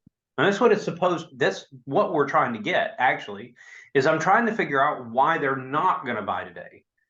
And I'd love to just straight up ask them, why are you not buying today? But that seems a little out of place. So I'm just going to ask, what made you decide to do it today? And most people are going to say, well, I'm not going to do anything today. I'm just doing my research, or I need to get estimates, or whatever it is, right? Most customers are going to give you an objection at this point. But it might be, maybe the customer just says, when you say, what made you decide to do it today? Maybe the customer just says, oh, I'm not doing anything today. Oh, really? And that's where this question comes in. Oh, really? What makes you say that? Okay. So the reason this question is phrased the way that it is, if I ask you, what made you decide to do it today? And you answered, oh, I'm not going to do anything today. And I said, well, why not? That puts you on the defensive. That word why puts people in a very defensive posture. So I'm simply going to ask the question without actually using the word why. Okay, so this is great. What made you decide to do it today? Oh, I'm not going to do anything today. Oh, really? What makes you say that? It's just like saying why, but without using the word why. Okay, so I'm trying not to use the word why. Now, it might be that the customer still doesn't give you an objection. They say, oh, well, so let's say I say, what made you decide to do it today? Oh, well, I don't know that we're going to do anything today. Oh, really? What makes you say that? Well, I had some time on my calendar and I just wanted you to be able to come out and see the project. All right, I still don't have an objection. I have no idea what they're talking about. So I can bump up the heat just a little bit. And yes, this feels a little bit more pushy because it's meant to be a little bit more pushy. You're not going to use this every time, but it might be that you come back and say, well, what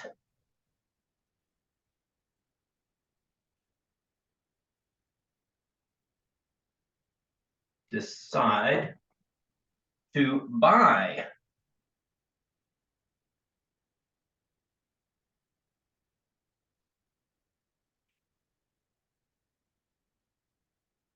Okay. Now, I'm not going to use that question every time. I'm not going to use that every time. I'm only going to use that when I absolutely need it. Because yes, it is a little bit of pressure. But as soon as they answer the question, I'm going to turn the pressure back off again. So let's think about this. How long have you been thinking about replacing your floor? Oh, I don't know, about 6 months. Well, what made you decide to do it today? Oh, goodness. You know, I had the day off and it seemed like a good time to go ahead and have you guys come out and take a look at the project. All right, well, the "oh, really" question doesn't really fit. So let's go for the next one. Oh, great. Well, what made you decide to buy from me today? Oh, shoot, I'm not buying anything today. Oh, really? What makes you say that? Well, I always get 2 or 3 estimates before I make a decision. Okay, good. Now I have my objection, right? So these are not necessarily going to be in order. This is going to be my first one. This is going to be my second one. But then I'm going to pick and choose which one of these makes sense to put in next based on what the customer tells me. Okay. At the end of the day, what am I trying to do? All of this, I'm trying to signal to the customer that now we're going to do business. It's now business time. And I'm trying to understand what their objection is. That's it. All right. Questions about that? Yeah, Chris. Hey, Arlen, why wouldn't we just go right from how long have you been thinking about doing your flooring to, well, what made you decide to buy from me today? You could. It's not that it's not wrong, but when too you rude? use the word buy, it's a little bit more pressure. And I don't necessarily want to put that pressure if I don't have to. So you could, I mean, you could just jump right there and say, well, what made you decide to buy from me today? For some people, it might feel a little pushy. Okay, but it's okay. For me personally, I like doing them like this. What made you decide to do it today? And then if I don't get the answer, then I can add the pressure if I need to add the pressure. Any other questions on these? So when you say do it today, I think that it conveys some level of ambiguity about what it actually is. Is that kind of intentional? All right. So what? I'm getting some feedback. So what Mike said, I think I'm getting it from Mom. Okay. So what Mike said was, is there some ambiguity about what does do it mean, right? Okay. Well, that's okay. I mean, if the customer doesn't answer it the way that I want them to answer it, then I'll just follow up with the next question. You could, like I said, with the way that Chris asked it, you could just jump right there and say, what made you decide to do it today? You could absolutely just jump right there. Steve. Yeah, I get the first 2 questions. You know, I just don't get the third after. So say they don't give you an objection. It just seems like it's counterintuitive. Like they might be deciding to buy today, but then you're kind of pushing them by saying, "Oh, what made you decide to buy from me today?" It's just it's almost counterintuitive to me. So the only reason that I'm going to ask that last question is if I don't have an objection yet, right? And I'm trying to get them. So Steve, ask me we're gonna role play this. Ask me the first question. So how long have you been deciding to replace your carpets? All right. So it's how long have you been thinking about replacing your carpets, or how long have you been thinking about? But it's okay. I don't know, about 6 months. What made you decide to do it today? Well, you know, Steve, I don't know that I'm actually going to do anything today. I just wanted to kind of get a feel for things. Oh, really? What makes you say that? Well, you know, I've had other contractors do work here, and I'm really trying to do a better job of researching to figure out who's going to do the best job. Okay, so let's stop there. Right? Now you have an objection. What's the objection? I've had a bad experience with other contractors, right? So now you know you're going to have to work that into something, right? You're going to have to show me that you're the best contractor. So that's where that third question comes in, right? Does that make sense? Yeah. Yeah, it does. Okay, Linda.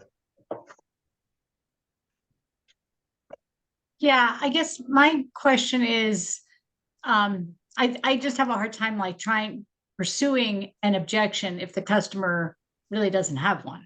And they may not know at the beginning of my meeting that they're absolutely going to buy something today. But I mean, I'm trying to get the objection of I need to get other estimates is, could I, would it be wrong to say, how long have you been thinking about, replacing your flooring? And then say, how much investigation or exploration into this have you done so far? And see if they'll open up to, I've had three estimates, I've not done any, or something like that to try to get them into that space. So the danger you run into by asking it that way, the danger that you can run into is, oh crap, maybe I really should do a lot more investigation. You're the first person I've talked to. Yeah, you're right. I need to do more investigation. You might be planting an objection instead of getting what they're thinking. So I just want to find out from them, where's your head? What are you thinking about, right? I don't want to plant anything. I want to find out from them what their situation is. Yeah. And okay. And even though, so you're going to get in this mode where, well, this list came from Angie. It was a PPA lead. Of course, they're getting other estimates. That's why they went out on Angie's list. But I need them to say it. If I'm going to use it later, I need them to say the words. Because I can't tell you later, well, Linda, you said you were going to get other estimates. Linda never said that. Linda said she was doing research. That's different than getting other estimates, right? So, I mean, it may include other estimates, but I can't use that word if you didn't say that word. Yeah. Okay. I get it. I do. I think like others, I struggle with what made you decide to buy from me today at the beginning of my appointment, because I feel like if somebody said that to me, I would immediately be a little put off. Like, well, I'm going to wait and see what you have. I might buy today. I might not, but I got to see what you got, Okay. All right. So when you say you want to see what I've got, so this comes down to what? The product or the price? Or, I mean, what are you thinking about? Everything.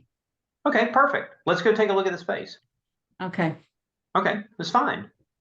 Yeah, it is fine. It's just, I said, I still feel like me personally would be like, it's a little presumptive of you to say you're going to buy from me today because we just met. Okay. But that's as I said, it's just that's a personal the point. preference. But that's the point. That is actually the point. The point is to make me feel uncomfortable. I mean, that's what I'm worried about.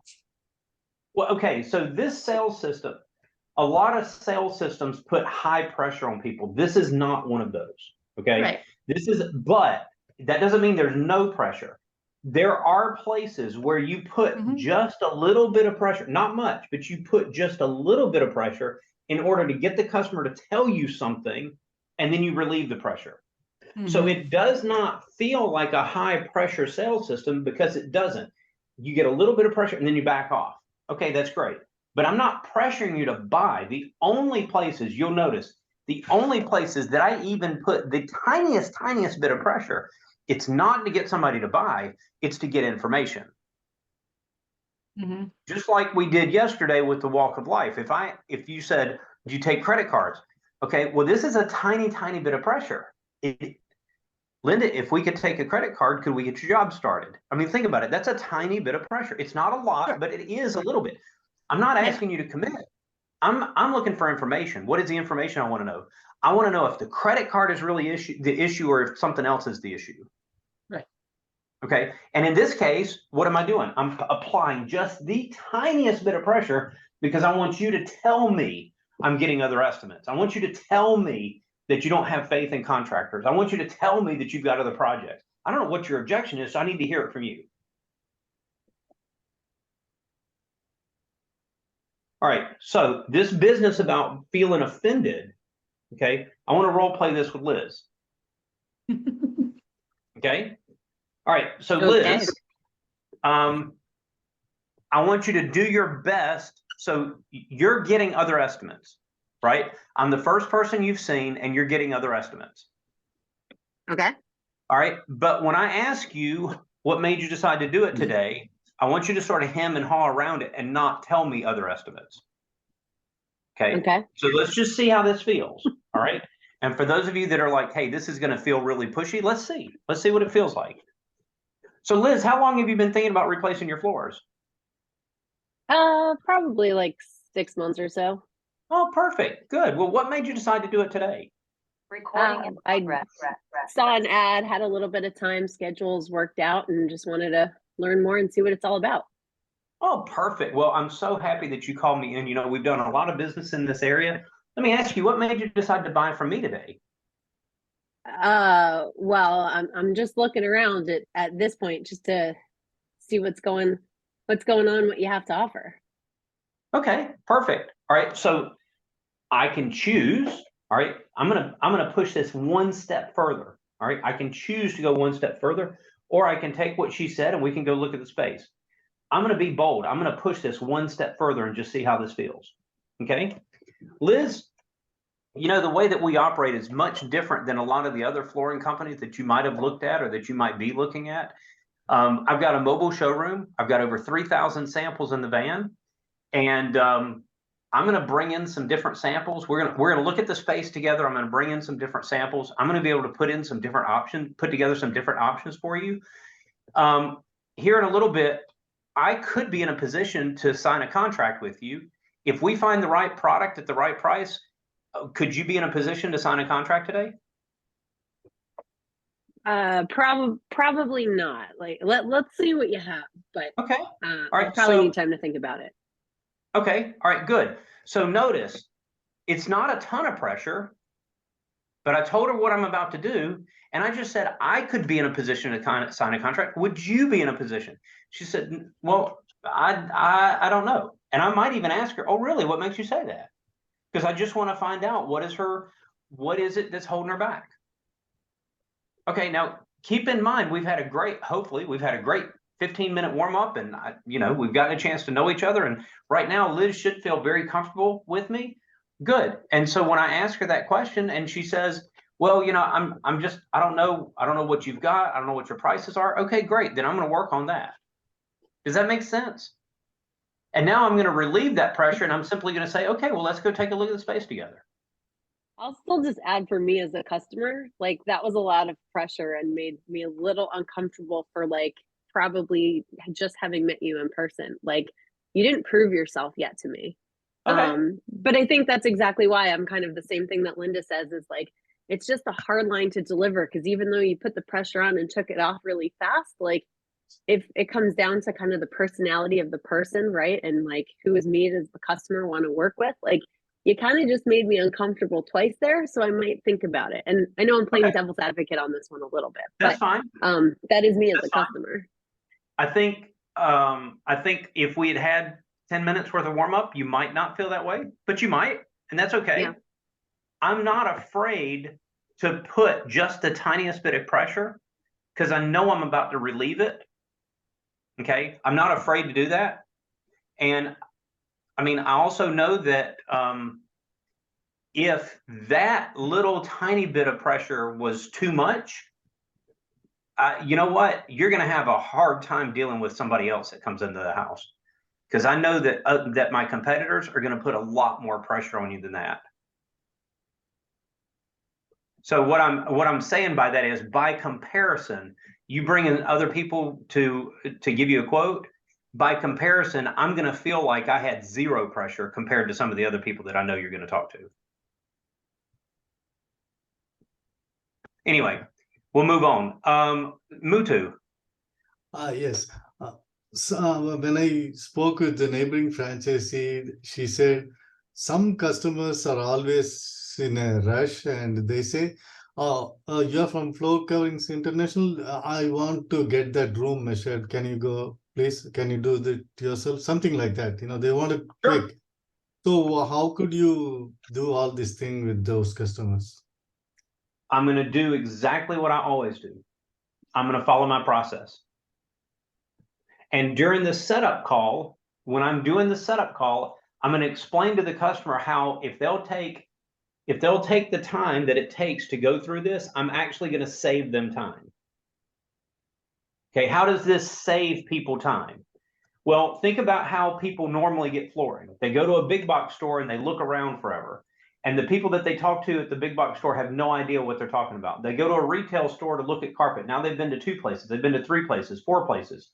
They waste hours and hours and hours driving all over town looking for stuff. And then when they do finally have somebody from one of the other stores say, okay, this is what I like this, then what do? They have to schedule somebody to come to the house and measure. So then, okay, and when they schedule somebody to come to the house and measure, it's not like the person says, I'm going to be there at 9:15 to measure. No, they tell you, I'm going to be there sometime between 8 and 2. Okay, well, that means that you're losing the entire day as you're waiting for somebody to show up and measure. So even though the measurement may only take 20 minutes, you had to lose 6 hours of your day in order to get that done. So by comparison, what we're doing is actually a lot more efficient for the customer than what most other people are doing. Now, if you've never experienced that, then your challenge is going to be to secret shop your competitors. If you don't know what your competitors are doing, then you can't give an accurate understanding to your customers about what they're going to see with other people. You have to see what this industry looks like from the customer's perspective. Okay. Because to me, I have no problem telling a customer that by me coming to the house and us spending some time together, look, I don't need 2 hours in your house. I don't. But I'm going to set aside 2 hours on my calendar. I'm going to set aside 2 hours on my schedule so that I'm not rushing you and I can answer any of the questions that you might have. Okay, so I don't want to rush you through this process. But I also know that me setting aside 2 hours on my schedule is a lot less time than what most of your competition is going to put you through. Okay. Yeah. Elise. Yeah, just a follow-up to Liz and Linda, because I totally get what they're saying. And I'm just wondering, like, how, if you have a rough idea of what percentage of objections end up being other estimates or price anyway, and if it is the vast majority, could you just maybe bypass that question and us kind of like address the top 2 objections? So 90% of the time, it's going to be other estimates. Okay, 90% of the time, it's going to be other estimates. But I can't use that if you don't say it. How can I tell you, you know, Elise, I know you're looking at getting other estimates, and you look at me, I never told you I was getting other estimates. That feels like a slimy salesperson. Right? I can't use it. If you don't give me the information, I can't use the information. So even if I know that you came in through a PPA portal, and I know that 99.5% of the time, people that come in through PPA are looking for getting multiple bids or multiple quotes, I can't use that if you don't say it. Okay. I guess I thought maybe you could address it in the company story, like the how you choose part. I can if you said it, but if you didn't say it, I can't use it. Yeah, I guess couldn't you say, like, we know you have a lot of options and like here's how we're different? Sure, you can generically talk about other options, right? But I need to move forward. Maybe this will make more sense when we move forward. Okay, I'm not trying to cut this discussion off, but I want you to see how this tool works, right? And I think once you see how this tool works, maybe this will make more sense. Okay, I'm gonna press isn't the right word. I'm gonna make sure that I get this objection. I'm gonna make sure that the customer tells me this is what the issue is. Okay, now for kicks and grins, we can, because 90% of the time it is, we can assume that the customer is going to say other estimates. Okay, so let's go to a slide in the company story. It doesn't matter which one, so I'll just pick one. All right, so here's the technique. Understand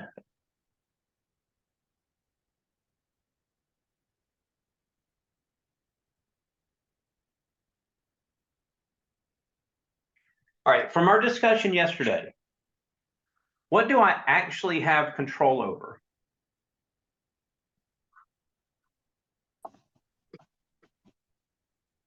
Yeah, I'm The understanding. customer, the price? I have control over the price. Okay, I'm getting, mommy, I'm getting like double feedback from your computer. Okay, thank you. All right, so I have control over price. So whatever objection it is that the customer gave me, I want to get the customer to now, like in their mind, they're not thinking about that objection. They're not thinking about getting other estimates. I want them to be thinking about price. Okay, so I understand, let's do this in another color. I understand that you're looking at getting other estimates.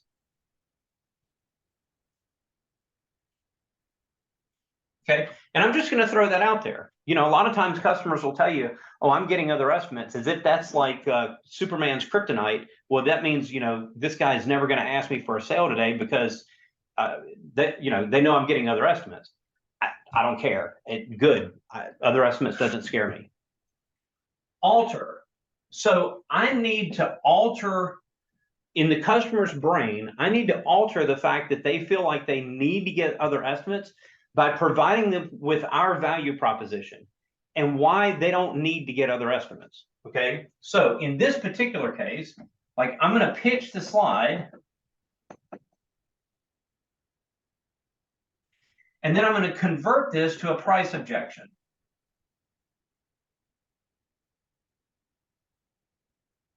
Okay, so how are we going to do this? This is simple. These are bookends. So I'm going to start with understand. I'm going to alter, and I'm going to finish with converting it to a price objection.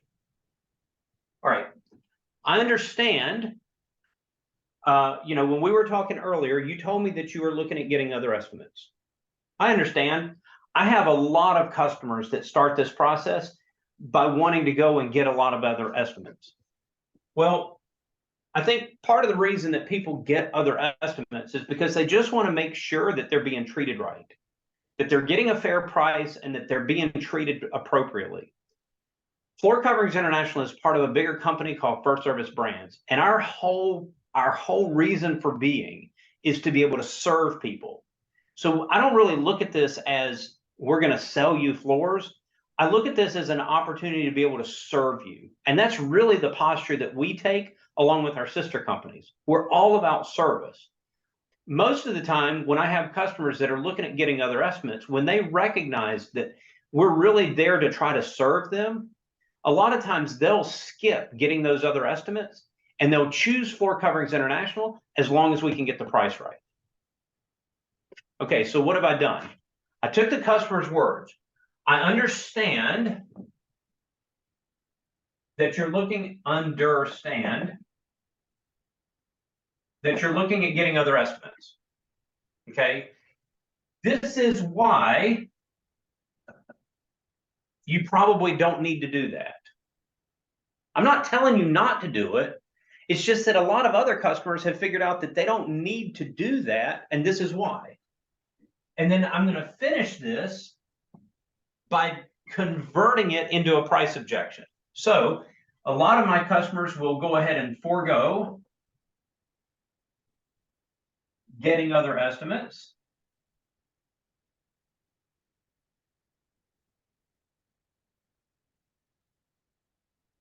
And choose Floor Coverings International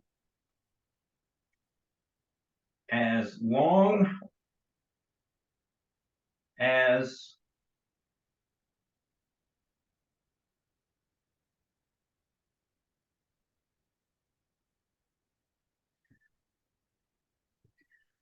all right. Now, if the customer had said budget, I'm going to use the word budget.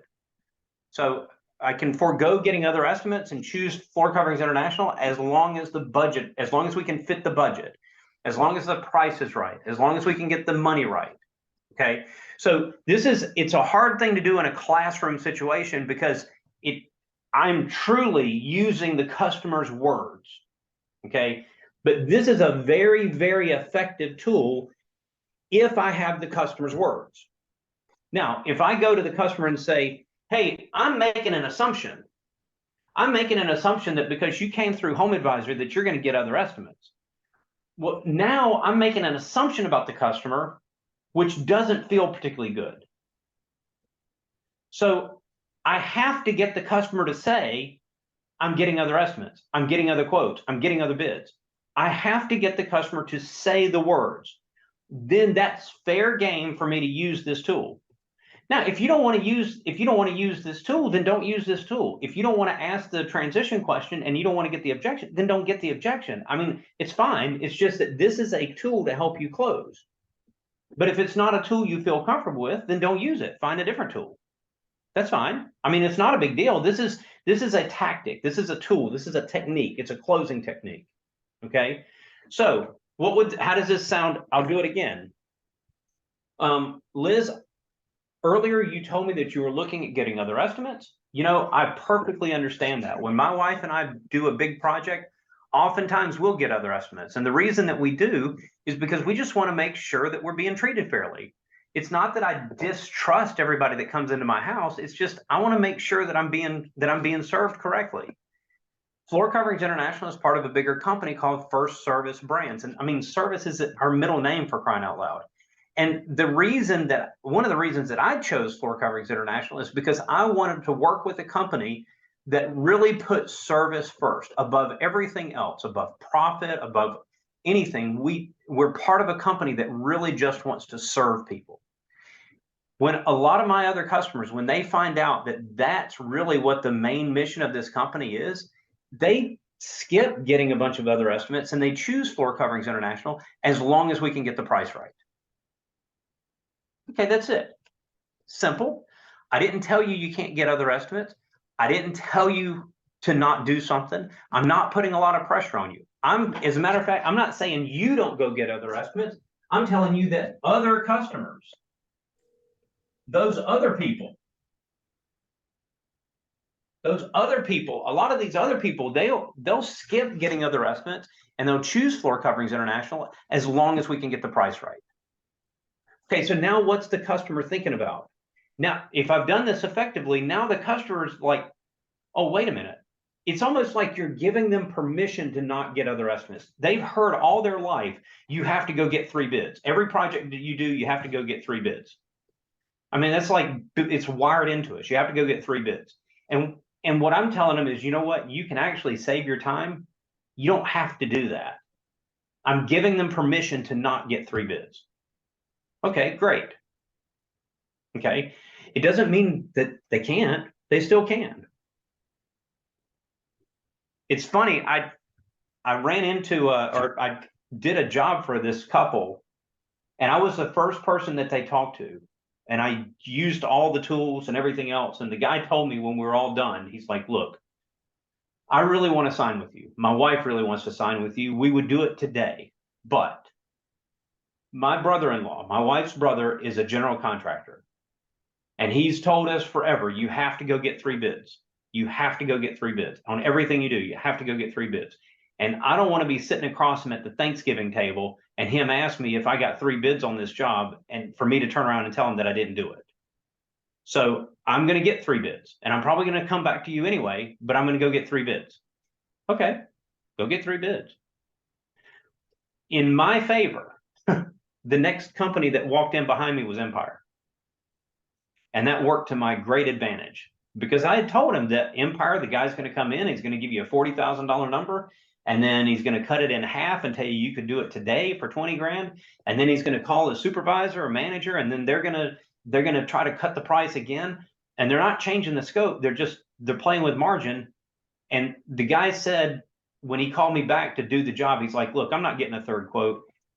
You told me exactly what was going to happen. It's exactly what happened. The guy, when he went to call the manager, I said, don't bother, just go out to your car and leave. And he called me right away. Okay, great.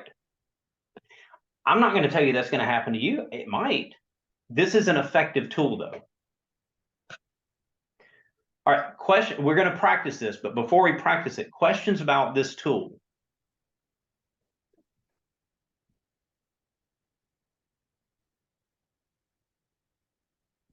Those of you that have had some sales experience.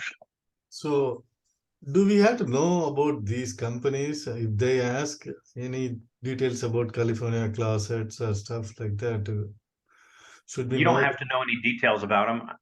California Closets does closets, and CertaPro Painters does painting, and Paul Davis Restoration is a restoration company. You don't have to know any more detail than that. Now, I can give you more detail.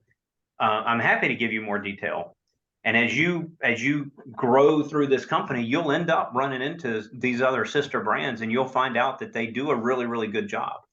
Because First Service is the company that owns all of these.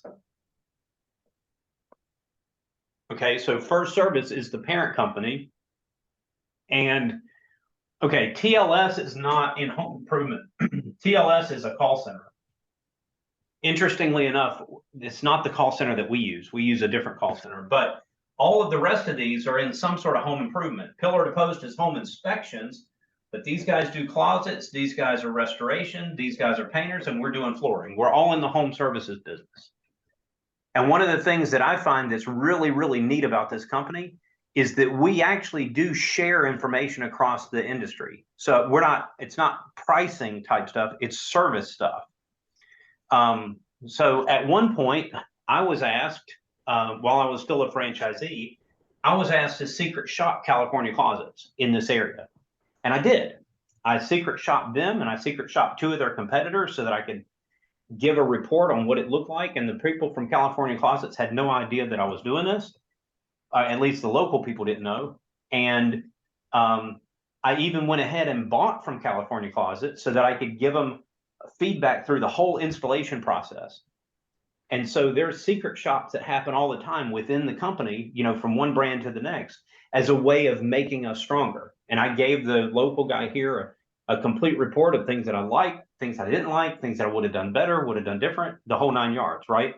So when I say that this is a company that's all about service, it really is. It's all about figuring out how to make the customer experience better. Other questions about this technique?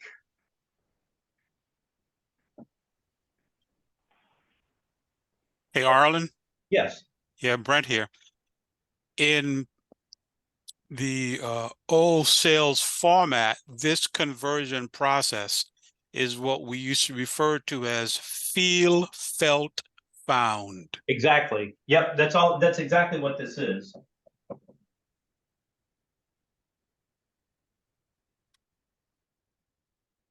Brent, would you expand on that? Yes, sure. So we begin the process by simply saying, I understand how you feel. And then you can give us a short sentence to show that you understand how it. And then you would say, we had other customers that felt the same way.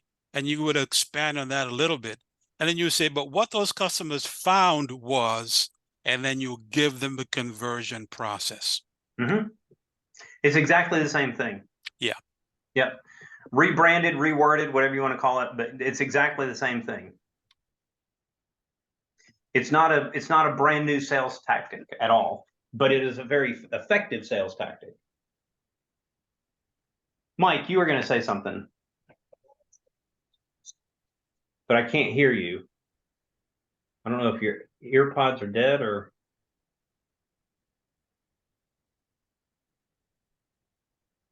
Let's see what we've got.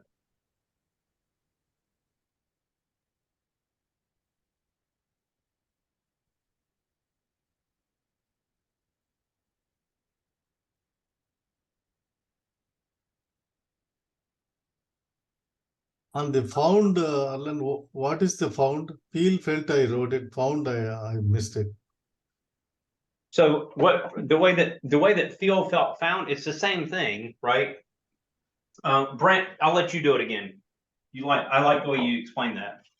Okay, so you begin by saying, listen, customer, I understand how you feel. Whatever the objection was, then you discuss that objection. I understand how you feel. You want to get more estimates. I completely understand that. Because we've had many customers who felt the exact same way. They also wanted to get more estimates. But what they found was When they came across a company that had credibility, from the salesperson to the company itself, to the products they sold, and their professionalism in customer service, they decided that other estimates were no longer necessary. Yeah, and I would take that, and all I would do with what Brett just said is I would add, as long as we can get the price right. Correct. And then you turn it to a price objection. Because I want to turn it into a price objection. When this is all said and done, if the customer hits me with a price objection, I can deal with that. If the customer at the end says, well, I still want to get other estimates, I can't tell them not to get other estimates, but I can fix the price. Yeah.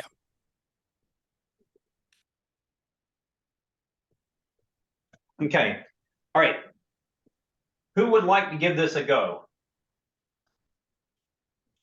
Pick your favorite slide and let's see how this feels on your favorite slide.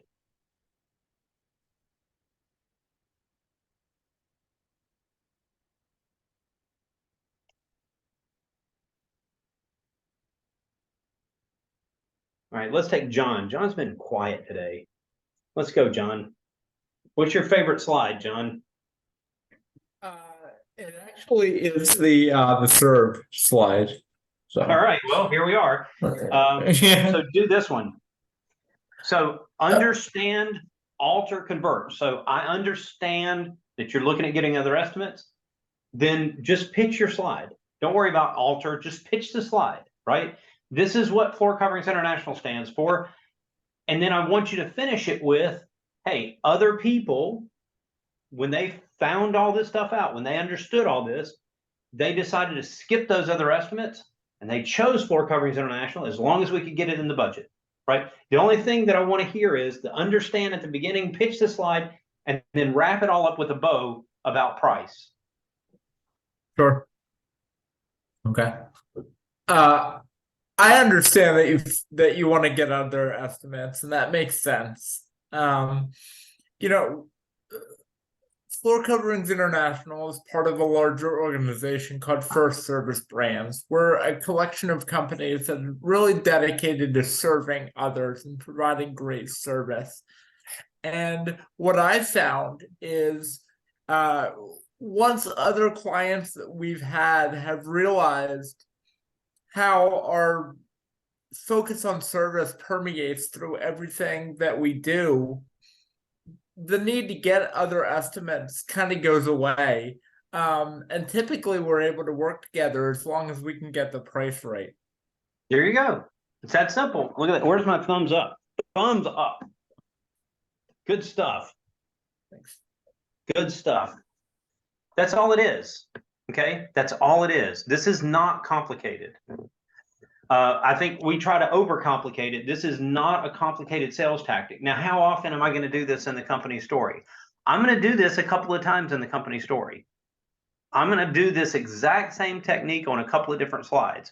So think about it. I've got 2 or 3 slides, maybe 4 slides that I'm really honing in on personalization. I'm going to take a couple of slides and I'm going to really hone in on this understand, alter, and convert technique, right? So I'm really going to dive into this. By the time this is, you know, I've taken a basic recipe, which is a company story, and by the time I've personalized it and I've understood, altered, and converted, this is going to sound very different for every person. It can't be the same every time. All right, but we need to practice it. So I'm going to put you guys in the same breakout rooms that you were before. I know there's been a couple of people that have shot over a message that said that they have to go do this or do that. So if you end up with somebody different, it might be that your partner or somebody else's partner had to jump off and I've had to rearrange some things.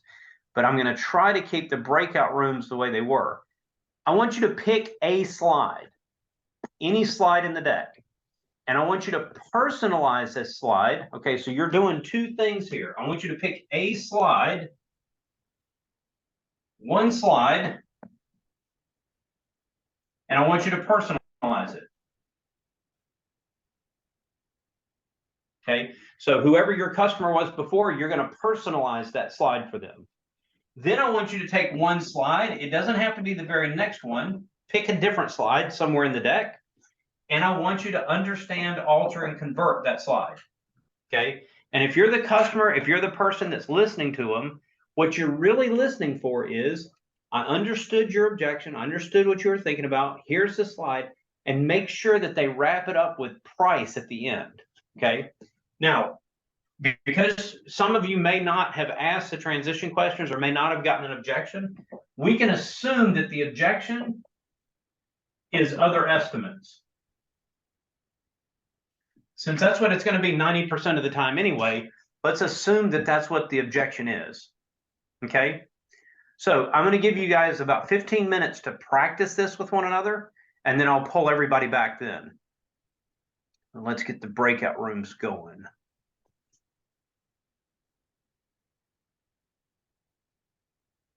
And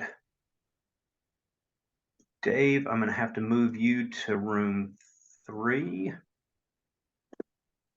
Liz, I'm going to have to move you.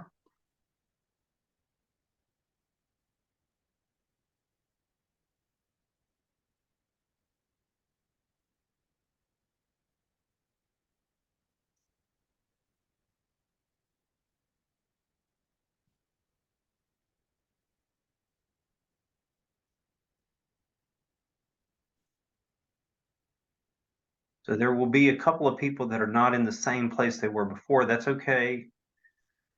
Trying to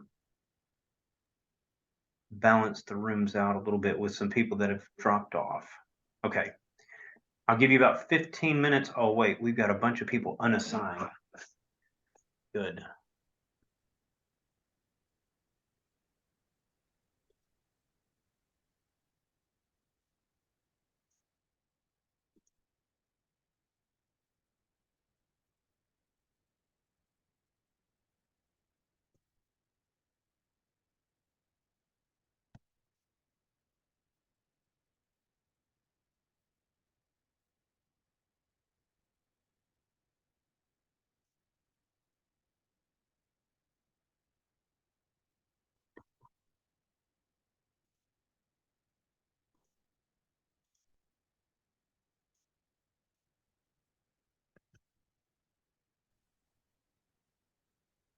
Okay, everybody should be there now.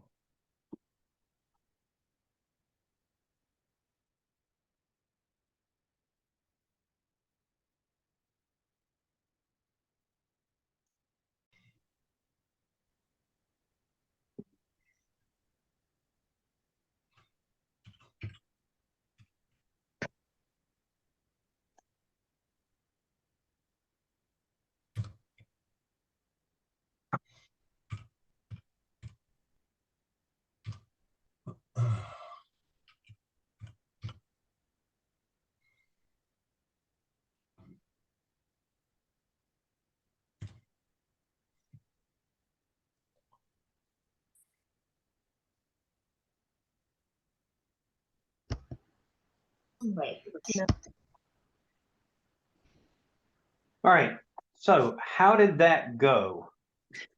I want to find out from you guys how that went, the good, the bad, the ugly. It went good. Good. Good. Good. Yeah, Mutu. Yes, I mean, we all took one slide and we presented each other, and I'm with I mean, our break room had Carla and Frank, and Frank was pitching the first service brand slide, and I was doing the 400,000 locations and 400,000 customer slide, and 200,000 location across North America, and Carla did 4.8 stars slide. Okay. Yeah. All right. And so when you did it, how did it feel to you? I did feel I could have done better, but they said it's good. Okay. Yeah. Yeah, good. All right, somebody else. I think everybody did well. Steve and John did well in our breakout room. It just made me think more how they, and you were saying it, those key details you have to pull out of people. I can talk too much. I've gotten better at listening, but listening, knowing that detail that can fit the right slide or any of the slides. You've got to get that was reinforced. And John had told me something that clicked in my mind right with the slide. But yeah, that's a key thing. Good. Someone else. What did you like? What did you not like? I really like the feel, felt, found thing that that he had mentioned. That really helped. Just a really good way to let the customer, convey to them that, hey man, I know how you feel. And I think if you can come across that, hey, I know how you feel, especially this day and age. You never know what's going on. Anything can happen. Every kind of company that you can think of, fly by night, whatever it may be. But then be able to transition that into, the company story is really huge. And, our numbers do back that company story up. So that, I believe, is really important. I honestly, I'm going to try not to, obviously I want to try to sell something, the first appointment, but I definitely think that this is going to be a lot more, the importance of follow-ups is going to be a lot more. I was just telling the two people that I was with, Elise and Leandro, that, I very rarely ever followed up. In the beginning, I would follow up, but I would almost always hear the same thing. Well, everything went pretty good, but they did this, they did that, they left this, they left that. And it really got, after that, it was just being so busy that you really, I guess I can't really use that as an excuse, but we weren't really the customer service end of it. So that's what I like about this, where I can be the, the front lines in every way. Sure. Good. Someone else. Yeah, Arlen, I liked it. I thought the exercise was good, and maybe I'm missing a step in there, but let's just say my favorite quote unquote slide is at the back half of the company story. How do I skip to that? Like, because I'm looking through them and I could almost use the same story for a lot of them, but should we just how do you just strategically or time wise, what's your recommendations there? Well, you're going to go through the whole company story.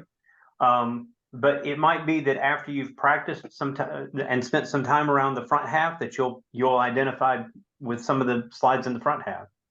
Or it might be that in the front half of the company story that you just move quick. That's okay. Move quick. And then focus your attention on the back half of the company story. And that's okay too. So for example, you might start, you might have the first 4 slides down to where you can hit the first 4 slides in about 40 seconds. I mean, it's quick, right? And then that reserves time so that at the back half, when you get to the slides that you connect with better, that you are personalizing, you are doing, whether it's feel, felt, found, or you understand, alter, convert, that you're using some of those tactics on the back half of the company story. That's okay too. Well, then, Donovan and I were having an interesting conversation about sort of the flow of the slides as well, and it's kind of dovetailing on what you said there. I think like if you look at the actual amount of text on each slide, right around the middle, it kind of peaks and then it starts to come down toward the end. And I kind of look at it as like it's a pyramid, right? You've got some quick slides in the beginning, and all the meat's kind of right in the middle, including the video, and then it kind of tapers off as a summary at the end. And I think if you can kind of wrap your head around that, it's easy to place those personalizations right in that meaty part in the middle. Just kind of think about it from that perspective. And I think that's just a helpful way for me to visualize how I approach the slides. So I'll give you a little history. This company story is, it was redone and it was launched in January of this year. So we had a different company story before January. A lot of the slides are very, very similar. The overall message is the same, but they took about 6 slides out. So it really shortened the company story quite a bit because the other one was too long. And the other one had a lot of extra bullet points on the slides.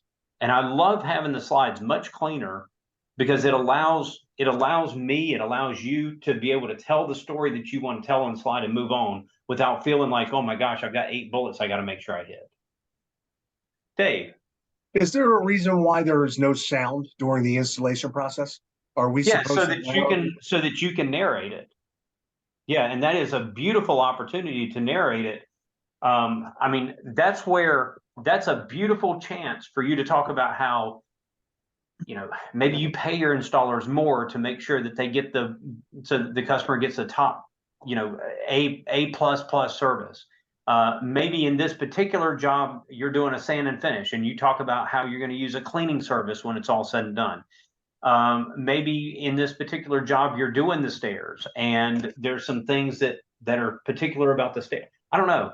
The reason the company story is not, there's no sound, excuse me, the reason the installation video doesn't have any sound is because you're supposed to narrate over that. And it gives you the opportunity to customize it according to what is happening with this particular customer. Good. Other questions or anything else that you want to cover with the understand, alter, convert tactic? Okay, so what I'm going to do, it's 3:30 on my watch, and I want to make sure that you guys have time to sort of wrap things up today before you have to jump into evaluations or before you have to jump into small group practice or you're going on customer appointments and that sort of thing. So I'm going to transfer out now. I still want to hit the price conditioning tactic in the company story, but we can pick that up tomorrow morning when we're fresh, and we'll just, I know that as a presenter, when the brain is full, it's full. And I think we've covered a lot of material today, and I think it makes sense for us to sort of transfer out at this point. So as we transfer out, I'm going to ask you a question. We'll run through the room just really, really quick. From today, what is the most valuable thing that you picked up today? Dave, I'll start with you, and we'll work our way around the screen. I really like the feel, felt, found. I really do. Just to, you know, to let the customer, you know, if you can really, you know, make it real that you know how they feel. I just think that's really, really important. And I actually forgot all about that feel, felt, found. So that is something I think that's going to be really valuable for me. Good. Carly, Miguel? This is really hard. Like, I'm usually good at I'm good at personalizing things, but personalizing it and then keeping it moving it's hard. It is hard. It takes practice. So just to back note on that, it's really hard for me, like, to transition like everything that you is on the slide, and then take it from what you said, turn it into this slide, make it personalize it. It was kind of hard for me. Good. Well, now we know what to work on. Yeah, that's the part we learned. It's going to get easier. It will. No, for sure, it's going to get easier. But this is part of, you know, this is why salespeople make what salespeople make, is because sales is not easy. It takes work. Yeah. Jeremy. A couple things. After today, I truly understand why we are trying to get the early objection. I thought I understood it before, but I understand much better now. And I really like the feel, felt, found as well. Good. Mommy?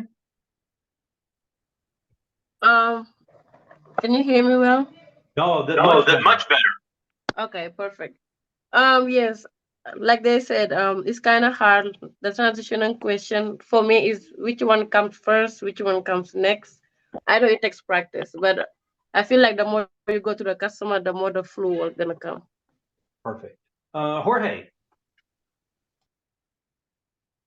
Until now, I thought the company story was a little boring speech, but now I can understand how to use for answer the objection. Good, good. Frank. You had some great stuff there, Arlen, as far as, like Brendan had mentioned earlier, psychological warfare, man. It's understanding all of that. And if you can understand that trigger will get pulled from the emotional side to the logic side of the brain to pull the trigger, you're in. It's about understanding that whole process, and that's what you help us understand by sharing this sales tactic with us. Good stuff. John Neff.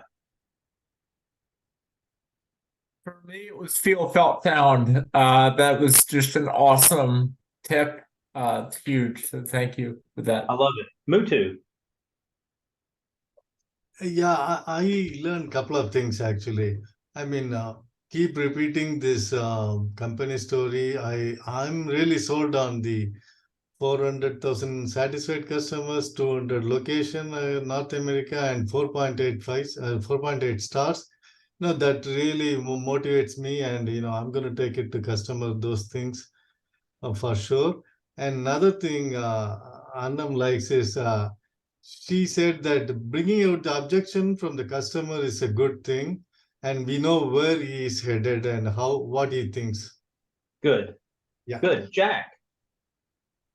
The company story, and they understand alter convert, tying that in and telling it to the customer, which I wasn't doing in fencing. I was telling it, but I also think showing them just a little. I know you can't depend on the tablet, but that visual, which we didn't have a tablet, that right there in conjunction just validates it more. But yeah, tying it in right there, I would combat, oh yeah, I'm getting other estimates, but I'm just talking about it, not doing it as structured either. So good, really good stuff. Zach.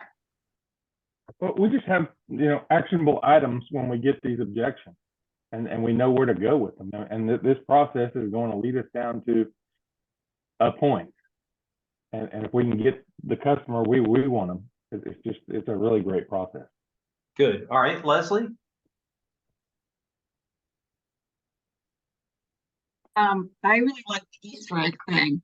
So making the warm up isn't just about making small talk, right? It's really trying to find out if the person and then being able to bring that back in down the line in the company story. I really like that. Good. Let's see, Mike McPherson. Yeah, I think to build on Leslie's point, I think I have a much better understanding of the warm up and how critical that is. Obviously, we need to get to know our customer really well and build that rapport. I understood that, but weaving that as a strategy into the deck and having different opportunities to do that, I think is great. So it's going to make me put extra emphasis on really understanding their story and building it into the presentation. Beautiful. Mike Ryan. The field fail found, the Easter eggs, and integrating all of that into the company story was very helpful. Good deal. Like you say, in Silence of Science. It is. Liz.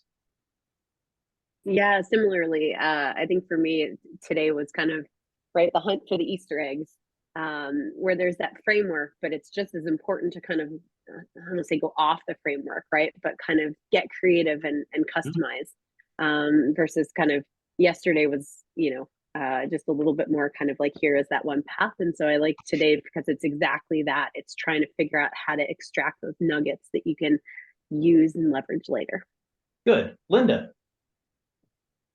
Yeah, I think for me, it was, the warm up and trying to, be able to really dig in and understand better and find those nuggets of information that you can use later. I thought that was super helpful. Perfect. Karen. I was also the warm up and just how it's not small talk and how you can really dig deeper into, like you said, with like Mike likes to run. Well, what were those extra questions that I wouldn't have thought of to begin with that now I'm like, okay, I can go deeper on that to help me down the road. Perfect. Good. Mark Baldwin.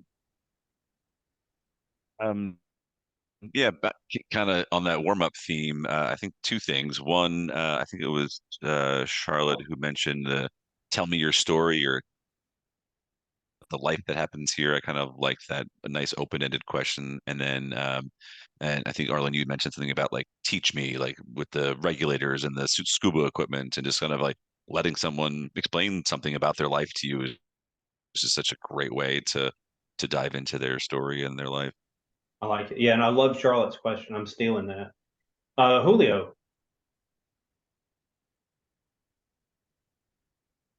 Hi there. A couple of things. When you give us example when customizing the slide, it sounds so much powerful. Like I love it. That's like you said, it's and getting the information, but the right information for me, it's like two things. Good deal. Andrea. For me, the company story, now that I understand more, I thought it was the same for each customer and it feels more powerful. Good. Good. Let's see. Max.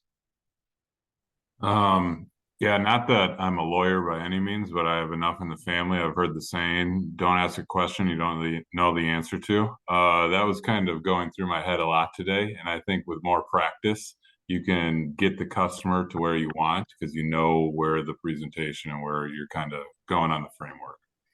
Good deal. Chris Paramore.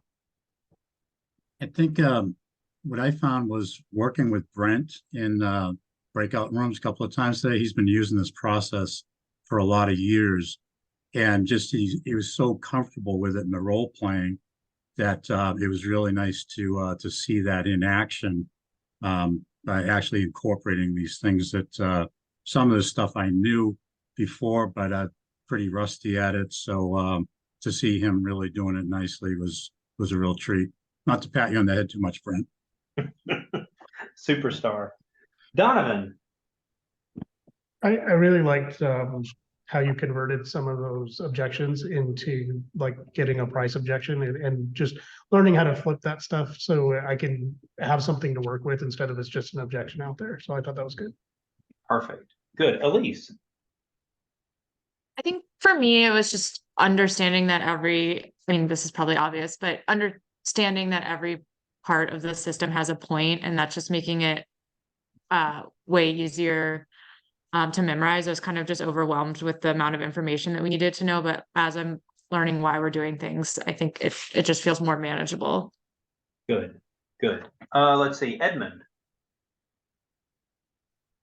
But what I really liked was learning the method or a way to take any and all objections and converting them into a price objection where I can work with that.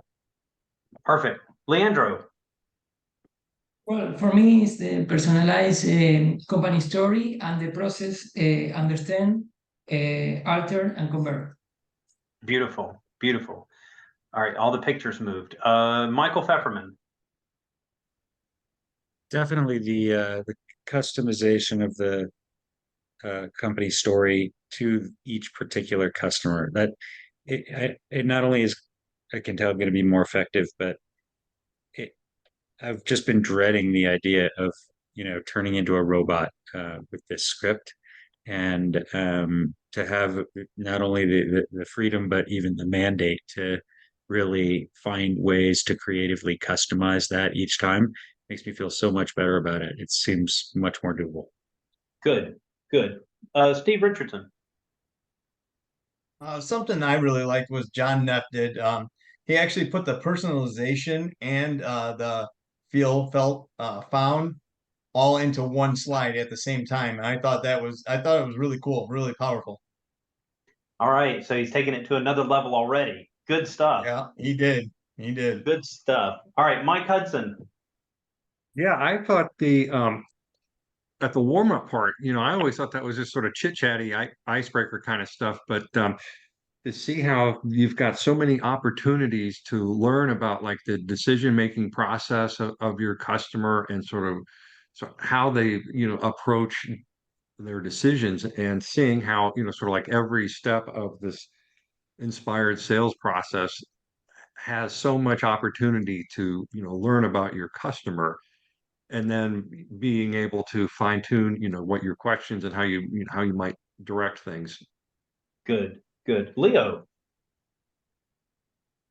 I think it's the warm up where I've learned. I talk too much and I delve into too many things. What I learned from you, Arlen, is maybe to pick one or two things and keep asking questions about that one thing. And then the opportunity with that information to start personalizing that right into the sales part of it. Good, good. Brent. So my grandmother used to say, hey, God gave you 2 ears and 1 mouth. Use them in that same ratio. So the rule of thumb is if you let someone talk for 10 minutes, they'll tell you exactly who they are. And so the warm-up tells you how to close the sale. It's so important to ask those open probes in order to gather information so that you know who you're talking to. So they'll tell you who they are. And then your presentation is simply to tell them that you heard them say who they are.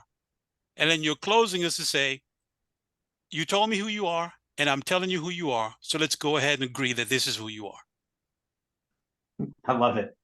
I love it. Let's see. How about Bella? So I actually was gonna say like transitioning from the warm up to integrating it into the company story, but now I'm gonna take that back and talk about what Brent just said because that's amazing. Like I didn't even think of it that way, but basically just like showing the customer who they are and kind of taking that to the next level and trying to get them to find the perfect product for them, I guess. That was great. I love that. I love it. I love it. Carla. Yes, so basically, yeah, I'm thinking the same thing. It's like focus on the warm up, like get a good know your customer at the warm up because from there you just build the next Perfect. step. Perfect. Charlotte.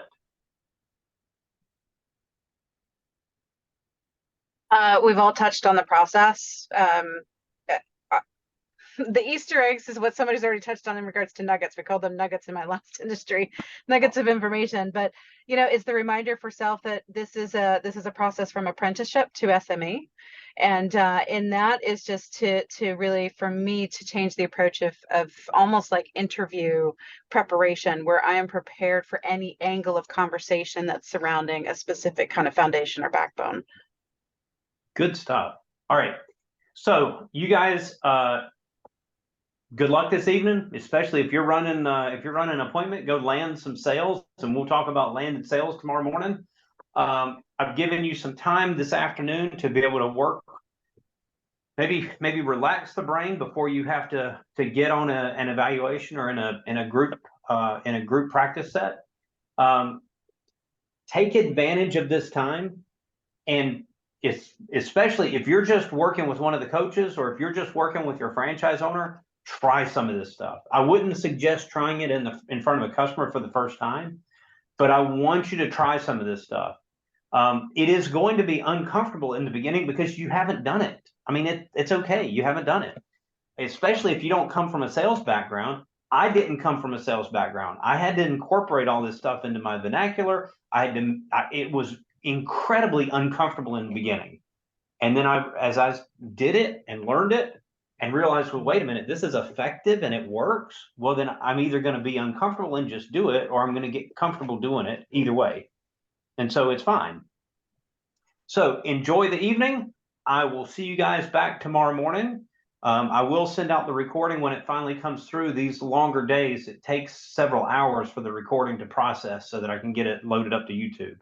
But I will get that loaded up whenever it's ready. All right, team. Take care. We'll see you tomorrow. Thank you, Arlen. Thank you, Arlen. And Linda, thank you. Thank you. It helped me a ton. Thanks, Leo.